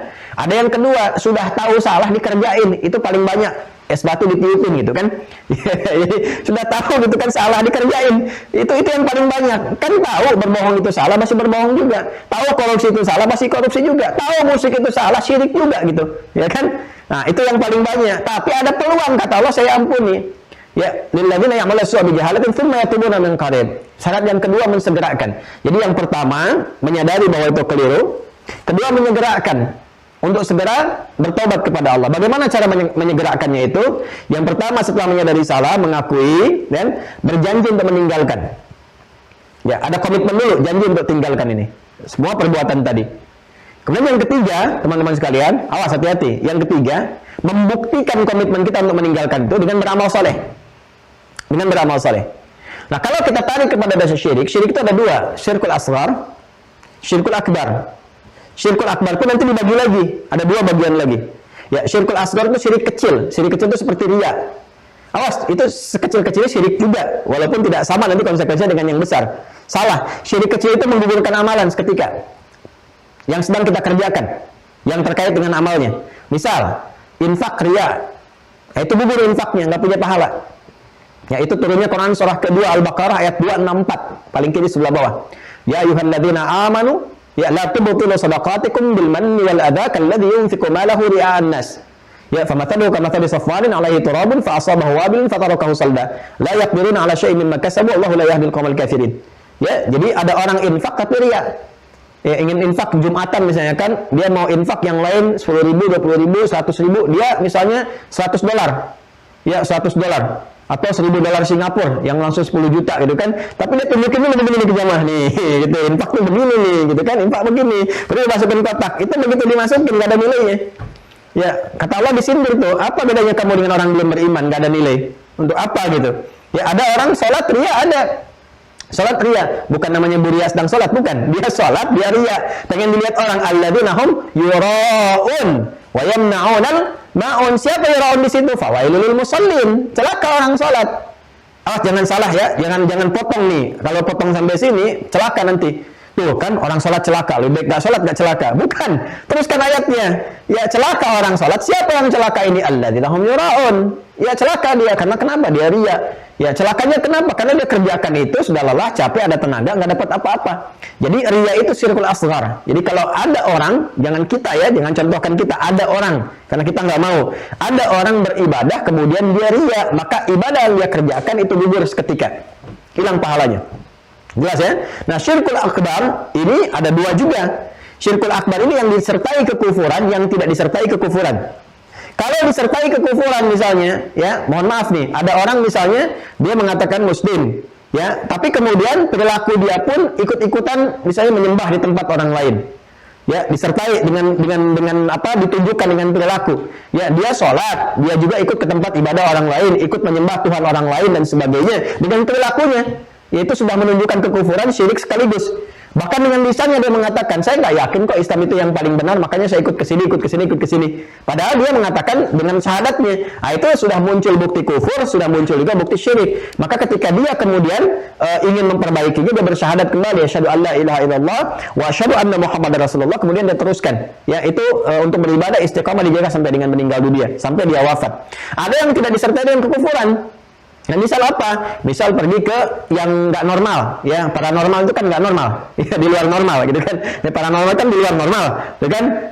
Jadi bukan yang ekstra, ya, namanya banyak lah supaya keren itu kan. Saya sering mengatakan begini, maksiat itu jangan dimodifikasi dengan bungkusan kata-kata yang bagus. Ya, itu kan udah sebutin aja yang jelek supaya muncul kejelekannya dihindari. Ya, pencuri aja, maling, jangan sebut koruptor. Kayaknya keren gitu kalau jadi koruptor itu, sehingga udah dihitung duluan tuh. Wah, nanti korupsi 80 miliar, masuk penjara dihitung sekian, biaya 40 miliar, masih dapat untung sekian. Jadi bisnis. Jadi kebanggaan. Begitu digiring pakai rompi, pakai ini, pakai koper dan sebagainya. Ya, pembuat zina sebenarnya pezina. Mau laki-laki perempuan sebut pezina. Sudah, jangan dibikin kata-kata lagi. Kupu-kupu malam ya, kupu-kupu aja nggak begitu. Ya, buaya darat, buaya aja nggak begitu. Pernah lihat buaya selingkuh? Kan tidak gitu ya. Jadi udah sebut dengan yang itunya. Syirik ya syirik. Paranormal dukun ya dukun, bilang dukun. Gitu kan? Ya, jangan apapun kemasannya sebut dukun. Udah dukun. Ya, sebutkan. Datang ke dukun misalnya. Ya, musim-musim pilkada, musim-musim macam-macam kan. Ada orang-orang yang tiba-tiba tergerak. Ya, itu perbuatan syirik, salah. Ya, dia balik. Bagaimana cara baliknya? Dengan bertobat, menyadari itu salah, meninggalkan, mengeluarkan segalanya. Kemudian setelah itu dia perbaiki dengan ibadah. Ya, tidak menuntut dia untuk bersyahadat lagi di kasus ini. Karena dia masih meyakini kebenaran Islam, hanya dia salah mengerjakan perbuatan, dosanya besar. Ya, tidak harus dia bersyahadat lagi. Yang dia buktikan adalah tinggal meninggalkan perbuatannya seutuhnya, bertobat, dia tangisi dirinya, dia berbuat salah, mohon ampun sama Allah. Setelah itu dia tingkatkan ibadah. Nah, sekarang bagaimana cirinya tobat diterima? Semua kalimat tobat di Al-Quran pada umumnya akan diikuti dengan kalimat islah. Faman taba wa aslaha. Faman taba wa aslaha. Illal ladzina tabu wa aslahu. Ya, orang yang benar-benar tobat kemudian memperbaiki diri. Islah itu merubah perbuatan sebelumnya yang salah menjadi saleh. Jadi kalau setelah Anda bertobat, tiba-tiba keinginannya untuk beribadah tinggi, ya senang dengan sholat sunnah, senang dengan ibadah sunnah, dan benci pada perbuatan yang sebelumnya dikerjakan yang buruk-buruk, sudah nggak suka, nggak enak dengarnya, itu tandanya tobat diterima oleh Allah Subhanahu Wa Taala. Tinggal jaga sampai dengan kita wafat. Jelas ya? Nah, jadi tinggal di situ saja. Kalau pernah terlibat syiriknya, misalnya tidak dengan kekufuran, tinggalkan sepenuhnya, bertobat, lihat perubahan perilaku kita. Kalau disertai kekufuran, waliyadzubillah, kita bersyahadat kembali, datangi ulama yang saleh, yang benar, ya, kemudian disaksikan, kemudian kita bersyahadat dengan cara yang baik, yang benar, karena di situ ada unsur irtidad dan kufur. Unsur irtidad, murtad, gitu kan? Kemudian kufur, kita berkumpul segalanya di situ, kita kemudian bebaskan, sucikan diri kita dengan kalimat yang benar, pembuktian lewat amalan. Ya, dan tidak ada bayar di situ ya, karena syahadat bukan amalan harta, itu amalan fisikal secara lisan dengan keyakinan dalam hati. Ya, jadi kita nggak ada pengampunan dosa misalnya dengan bayar, tidak ada. Ya, infak itu bab terpisah, mau infak silahkan itu kan, dengan amalan kita yang lain. Jadi jangan sampai nanti ada masuk, kalau ada misalnya apa namanya poli pertobatan kiai mau tobat dibimbing bayar sekian, itu udah tinggalin ya, karena nggak ada yang seperti itu, mustahil. Ada kiai, ustadz, habaib dan sebagainya berbuat seperti itu, mustahil. Jelas ya? Wallahu ta'ala a'lam bis-shawab. Yang terakhir penutup tadi. Silakan akhwat, saya beri kesempatan satu lagi. Akhwat pakai jilbab, kalau nggak pakai jilbab ikhwan berarti. Jadi kalau akhwat ikhwan nggak usah angkat tangan, ya. Baik, saya mau tanya dulu nih, tanya pada ikhwan dulu sebelum akhwat. Ini kita jam 7 berhenti 5 menit lagi. Saya mau tanya pada ikhwan, boleh nanti angkat tangan kalau mau jawab pertanyaan saya. Apa hukumnya muslim yang tidak berjilbab? Kita lihat nih, banyak perempuan yang tidak berjilbab sekarang mengatakan dia seorang beragama Islam. Apa hukumnya muslim yang tidak berjilbab? Boleh angkat tangan. Yang laki-laki, ikhwan, angkat tangan. Ya, yang pakai peci itu, putih. Siapa itu? Assalamualaikum. Mas Asep, dari mana? Maulana Yusuf. Banyak perempuan dari Jawa Barat sekarang ini, perempuan beragama Islam tapi nggak berjilbab. Apa hukumnya muslim yang tidak berjilbab? Dosa, Ustaz. Dosa. Waalaikumsalam warahmatullahi wabarakatuh. Assalamualaikum warahmatullahi wabarakatuh. Ya, apa hukumnya? Dosa. Dosa. Dari mana taunya? Dari Al-Quran ada dijelaskan, saya lupa suratnya tadi. Baik, kalau berdosa berarti Anda berdosa sekarang karena Anda nggak pakai jilbab. Kan saya laki-laki. Oh iya, muslim itu kan laki-laki, muslim perempuan. Ingat ya? Nah, ini saya cuma pengen ngetes kejelian kita dalam menangkap sesuatu. Jadi jangan cepat merespon sesuatu, pahami dulu, lihat dulu. Ya, saya kan buka dengan pendahuluan. Banyak perempuan sekarang beragama Islam tidak berjilbab. Tapi pertanyaan saya, apa hukumnya muslim yang tidak berjilbab? Muslim itu kan laki-laki. Memang muslim nggak berjilbab. Ya, yang berjilbab itu siapa? Muslimah. Baik ya, terima kasih Zakat. Tapi Anda konteksnya tadi menyampaikan sesuatu dengan cara yang baik. Kenapa langsung hilang Anda ini? Apa sinyalnya hilang? Baik, silakan, ada yang mau bertanya. Yang tadi akhwat, satu lagi penutup. Yang belum pernah bertanya ya, silakan. Yang sudah, silakan. Fadal. Siapa? Siapa? Vitaloka, dari mana? Jawa Barat. Jawa Barat, silakan. Langsung saja. Ustaz. Waalaikumsalam warahmatullahi wabarakatuh. Izin bertanya Ustaz, di salah satu rekan saya ada yang berpendapat bahwa misalkan harus bersyahadat ulang. Kan bersyahadat itu kan misalkan gimana ya? Misalkan muslim itu katanya harus bersyahadat ulang katanya. Bagaimana pandangan Ustaz mengenai hal itu? Baik, terima kasih. Itu jazakallah khair. Pertama, semoga Allah menjaga kita dengan akidah yang benar, yang baik, melindungi kita dan kita semua dijaga dalam keadaan yang mulia oleh Allah Subhanahu wa taala. Baik, penting disampaikan bahwa ini muncul aliran-aliran ya dalam konteks kehidupan kita bersosial. Ini muncul aliran-aliran yang membawa paham bahwa ini mesti seorang muslim bersyahadat ulang di hadapan imam tertentu dan sebagainya. Dan itu paham-paham yang sekarang muncul belakangan-belakangan, seperti di Indonesia misalnya ada NII atau LDII dan semacamnya. Kan? Nah, ini gambaran-gambaran semacam ini, paham-paham yang dibawa ini paham-paham yang tidak terang, paham-paham yang tidak jelas, yang tidak terkonfirmasi, juga yang tidak terstruktur dengan baik ya, yang sesungguhnya juga terlalu jauh dari apa yang telah dibimbing oleh Rasulullah SAW dalam turunan-turunan Al-Quran dan hadis yang telah kita dapatkan. Gambaran sederhananya begini teman-teman sekalian, orang-orang yang telah bersyahadat sejak dalam fase kandungan di awal kehidupannya langsung diperintahkan oleh Allah Subhanahu wa taala itu langsung dengan apa? Langsung dengan menjaga syahadatnya, dengan beramal. Kan? Beramal soleh untuk mempertahankan syahadat, dibuktikan lewat sholat, lewat puasa, lewat zakat dan sebagainya. Karena itu kita nggak pernah dengar di zaman Nabi sekalipun, itu kan nabinya masih ada, rasulnya masih ada. Ya, saya mau katakan pada Anda, ketika Al Hasan dan Husain, cucu Nabi sendiri dilahirkan dan dibawa kepada Rasulullah Sallallahu Alaihi Wasallam, setelah diadzankan, kemudian juga ya, kemudian ada di iqamahi dalam satu riwayat At-Tirmidzi, diadzankan dalam satu riwayat At-Tirmidzi. Nah, setelah itu kita lihat cucu-cucu Nabi itu apakah kemudian diminta syahadat lagi di hadapan Nabi? Kan tidak. Ya kan? Itu selevel cucu Nabi ada di hadapan Nabi dan tumbuh kan diajak Nabi jalan-jalan.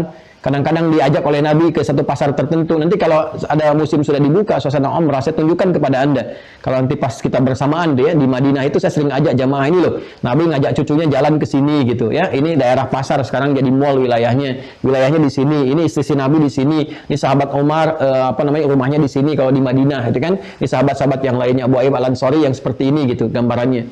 Nah, itu Anda bayangkan cucu Nabi pun keluarga terdekat Nabi atau bahkan anak-anak Nabi nggak diminta syahadat lagi di hadapan Nabi. Kita nggak pernah dengar riwayat ada anak-anak Nabi itu kan atau cucu Nabi yang langsung terlahir berislam. Itu kan anak-anak Nabi kan terlahir dalam keadaan berislam.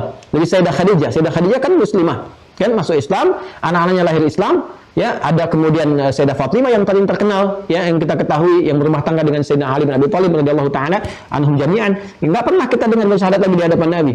Kemudian juga sahabat-sahabat yang lahir, anak-anaknya lahir, nggak pernah kita dengar syahadat lagi di hadapan mereka. Karena ketika terlahir dalam keadaan suci, kalimat Nabinya kullu mauludin yuladu alal fitrah. Ya, setiap yang lahir itu dalam keadaan suci, bersih. Di antara fitrah itu apa? Fitrah itu sudah dalam keadaan bersyahadat, dalam keadaan muslim. Quran surat 30 ayat ke-30. Fa'aqim wajhaka lid-dini hanifa fitratallahi allati fataran nasa 'alaiha. Fa'aqim wajhaka lid-dini hanifa, hadapkan dirimu ya kepada ketentuan ad-din dengan cara yang benar. Ad-din itu apa? Quran surah ketiga ayat 19. Innad-dina 'indallahil Islam. Cara berislam itu bagaimana? Pembukanya syahadat. Seorang anak ketika sebelum terlahir di kandungannya sudah bersyahadat. Quran surah ke-7 ayat 172. Ya qalu bala syahidna. Ketika dia terlahir sudah dalam keadaan syahadatnya, fitrahnya, fa'abawahu yuhawwidani aw yunassirani aw yumajjisani. Lingkungan yang merubah dia untuk keluar dari nilai syahadat itu. Ya, makanya ketika dia keluar dari nilai syahadat itu karena pengaruh lingkungan, apakah orang tuanya, apakah kerabatnya, apakah dia tempat tinggalnya, apakah tempat sekolahnya, ketika keluar dia nggak kenal dengan syahadat lagi, baru itu disyahadatin ulang. Tapi kalau dia terlahir dari keadaan Islami, Islam bawaan, sejak terlahir sudah bersyahadat, tinggal jaga syahadatnya, nggak perlu dia bersyahadat lagi di hadapan imam. Sekarang pertanyaannya, itu problem yang pertama. Problem yang kedua, imam itu siapa yang nunjuk? Imam itu bersyahadat kepada siapa lagi? Sekarang kalau saya tanya imamnya siapa? Ya, yang kita bersyahadat misalnya diminta bersyahadat di hadapan imam nih. Imamnya siapa? Pertanyaan kedua, siapa yang menetapkan yang bersangkutan jadi imam? Yang ketiga, imam itu bersyahadat kepada siapa? Apakah ada ijma ulama saat ini atau ijma muslim yang bersyahadat di hadapan imam itu? Kemudian apakah ada ijma di kalangan umat Islam untuk menetapkan yang bersangkutan adalah imam? Jelas kan? Nah, kemudian kalau orang belum bersyahadat lagi dihukumi, kemudian keislamannya belum utuh, belum sempurna, apa dalilnya? Apa dasarnya? Dan punya wewenang apa sampai kemudian memberikan penilaian bahwa seseorang belum sempurna keislamannya? Nah, itu problemnya. Nah, kalau problemnya sudah ada seperti ini, berarti kan problematik, berarti kan bermasalah. Kalau bermasalah itu tidak perlu diikuti. Ya, jadi kalau ada yang mengajak Anda menyampaikan bahwa Islam Anda belum sempurna, belum betul, belum begini, dan Anda harus bersyahadat lagi, itu bermasalah, nggak perlu diikuti, tinggalkan saja. Ya, walaupun ada kajian hadisnya, ya kajian hadis kan dipilih berdasarkan pemahaman-pemahamannya sendiri. Nanti hadis-hadis yang sepemahaman diambil, yang tidak sepemahaman ditolak, kan begitu. Ya, jadi kalau saya tidak sepakat dengan paham-paham seperti itu. Ya, bahkan kalau mau hukumi yang lain Islam yang nggak betul, berarti menyimpang. Ya, berarti menyimpang ajarannya. Jelas ya? Menyimpang. Jadi kalau ada yang mengatakan Anda Islamnya nggak sempurna begini karena Anda nggak syahadat di hadapan imam, itu nggak usah terlalu serius memahaminya. Ya, tinggal dijawab imamnya siapa ya? Ya, terus imamnya syahadatnya sama siapa? Siapa yang menetapkan beliau jadi imam? Ya, imam itu beliau tuh imamnya di Indonesia aja atau imamnya di Indonesia juga di Jawa Barat saja? Kira-kira di Sumatera jadi imam juga nggak? Kan?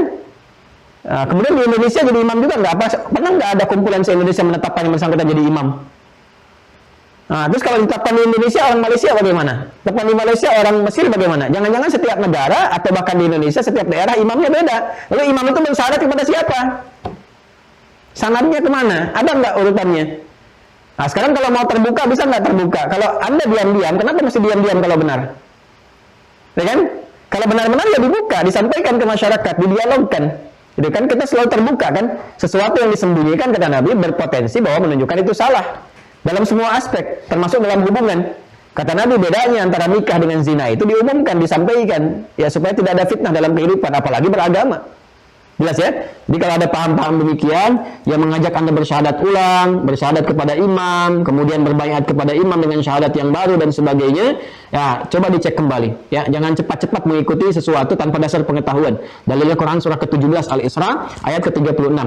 Wala taqfu ma laysa laka bihi ilmun inna sam'a wal basara wal fuada kullu ulaika kana anhu mas'ula. Jangan pernah ikuti ya segala hal yang tidak berdasar pengetahuannya. Sungguh pendengaran, penglihatan dan nalar kita itu akan ditanya oleh Allah sebagai sumber pengetahuan kita. Ya, saya pun yang mengajar begini, ada jamaah ahli Quran dan sebagainya, kan nggak pernah minta kepada Anda semua untuk syahadat ulang di hadapan saya. Ya, saya hamba yang fakir, yang banyak salah, masih perlu banyak doa dan sebagainya. Jadi kurang lebih seperti itu ya. Ukhtul karimah, semoga Allah muliakan dan jaga Anda, jaga kita semuanya insyaallah. Ya. Jadi kalau ada yang seperti itu, sampaikan kepada ustadz kita, didialogkan dan sebagainya, dan hindari, jauhi. Ya. Tidak usah didebat ya Ustaz ya? Ya tidak usah. Tidak usah, tidak perlu. Kalau mau tidak usah didalami, semakin didalami ditanya nanti dibawa-bawa terus tuh. Biasanya seperti itu modusnya. Diikutin, dibawa terus, ditempel, tuh kan sampai benar-benar luruh. Ya, kalau sudah seperti itu nanti repot nanti. Tidak, dijauhi aja. Ya, kalau Anda misalnya ditanya seperti itu, harus syahadat kepada imam. Mohon maaf, saya sudah punya imam, gitu ya. Saya sudah punya imam. Kalau Anda sudah berumah tangga, katakan imamnya suami Anda. Kalau Anda belum berumah tangga, katakan imamnya ayah Anda, gitu kan. Sebagainya. Baik ya. Jazakallahu khair. Allah yabarik fiki. Cukup ya. Terima kasih teman-teman sekalian atas pertemuan hari ini. Semoga Allah muliakan kita semua, rahmati kita semua, dan Allah berikan jalan kepada kita untuk belajar agama dengan baik. Ya, saya bermohon maaf kalau ada hal yang kurang berkenan, dan semuanya kami niatkan untuk beribadah kepada Allah. Dan mohon izin, kadang-kadang dalam bahasan akidah ini saya sangat tegas gitu, karena akidah ini konsekuensinya tinggi. Ya, karena itu kadang-kadang sering saya tegas tanpa pamrih dalam hal tertentu, tapi ketegasan ini tidak harus menghilangkan harmoni. Ya, dalam konteks hubungan berbangsa, bernegara, bermasyarakat. Ya, kita berhubungan dengan baik tetap, tapi untuk ketegasan menjaga akidah kita dengan cara yang baik. Tegas itu bukan kasar. Ya, tegas itu sikap untuk menjaga sesuatu yang penting dalam kehidupan kita. Jadi kalau anak kita diganggu, kita aja tegas. Apalagi iman kita diganggu, kita pertahankan dengan cara yang terbaik. Baiklah, saya ingin sampaikan, tolong diinfokan kepada kawan-kawan yang belum terhubung, supaya bisa di online-kan, terhubung, supaya masuk nanti ke Zoom dengan keseluruhan. Yang kedua, ada kerabat juga yang bertanya dari luar negeri, apakah bisa bergabung? Boleh, silakan. Ya, baik orang Indonesia di luar ataupun yang dari luar untuk bergabung, dipersilahkan. Nanti kalau edisi tertentu, kalau nanti ada yang bergabungnya misalnya tidak berbahasa Indonesia, nanti kita bisa juga buka dengan bahasa Arab, bahasa Inggris, ya. Nanti kita bisa lakukan pengayaan-pengayaan tertentu. Ini yang pertama. Kedua, kemudian Mas Rahman bergabung di sini. Mas Rahman sudah sampai paketnya ya, dan sudah sampai. Dan hari ini tadi ada berapa yang interaksi dengan kita? 6 orang ya. Baik, 6 orang hari ini, insya Allah 6-6-nya dapat hadiah nanti dari saya, akan saya kirimkan, baik yang ikhwan ataupun yang akhwat. Tentunya ada berbeda nanti ya, yang akhwat sendiri, jadi yang akhwat nggak mungkin saya kirimi peci ya. Yang akhwat nanti yang sesuai, yang ikhwan tadi pun yang nggak akan saya kirimkan jilbab, mana hilang begitu, akhir karim, kemana? Itu biasa, nggak apa-apa ya, kita kan saling menguji, kalaupun bercanda dengan canda yang benar, nggak, jadi jangan berlebihan ya. Itu boleh nanti insya Allah, antum juga nanti jangan hilang ya, nanti dicari panitia tuh. Insya Allah semua dapat hadiah pagi ini. Mudah-mudahan itu tanda kekerabatan dan perhatian di antara kita semua untuk mendapatkan ridha Allah Subhanahu wa taala.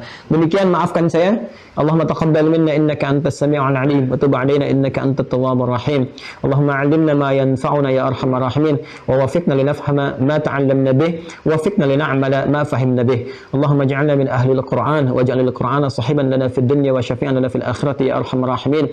Allahumma hayyina ya Allah 'ala al-islam wa tawaffana muslimin wa alhiqna bis salihin ma'al ladzina an'amta 'alaihim minan nabiyyin was siddiqin النبيين والشهداء والصالحين وحسن أولئك رفيقا ربنا آتنا في الدنيا حسنة وفي الآخرة حسنة وقنا عذاب النار وصلى الله على سيدنا محمد وعلى آله وصحبه أجمعين وآخر دعوانا سبحانك اللهم وبحمدك نشهد أن لا إله إلا أنت نستغفرك ونتوب إليك والحمد لله رب العالمين والسلام عليكم ورحمة الله وبركاته.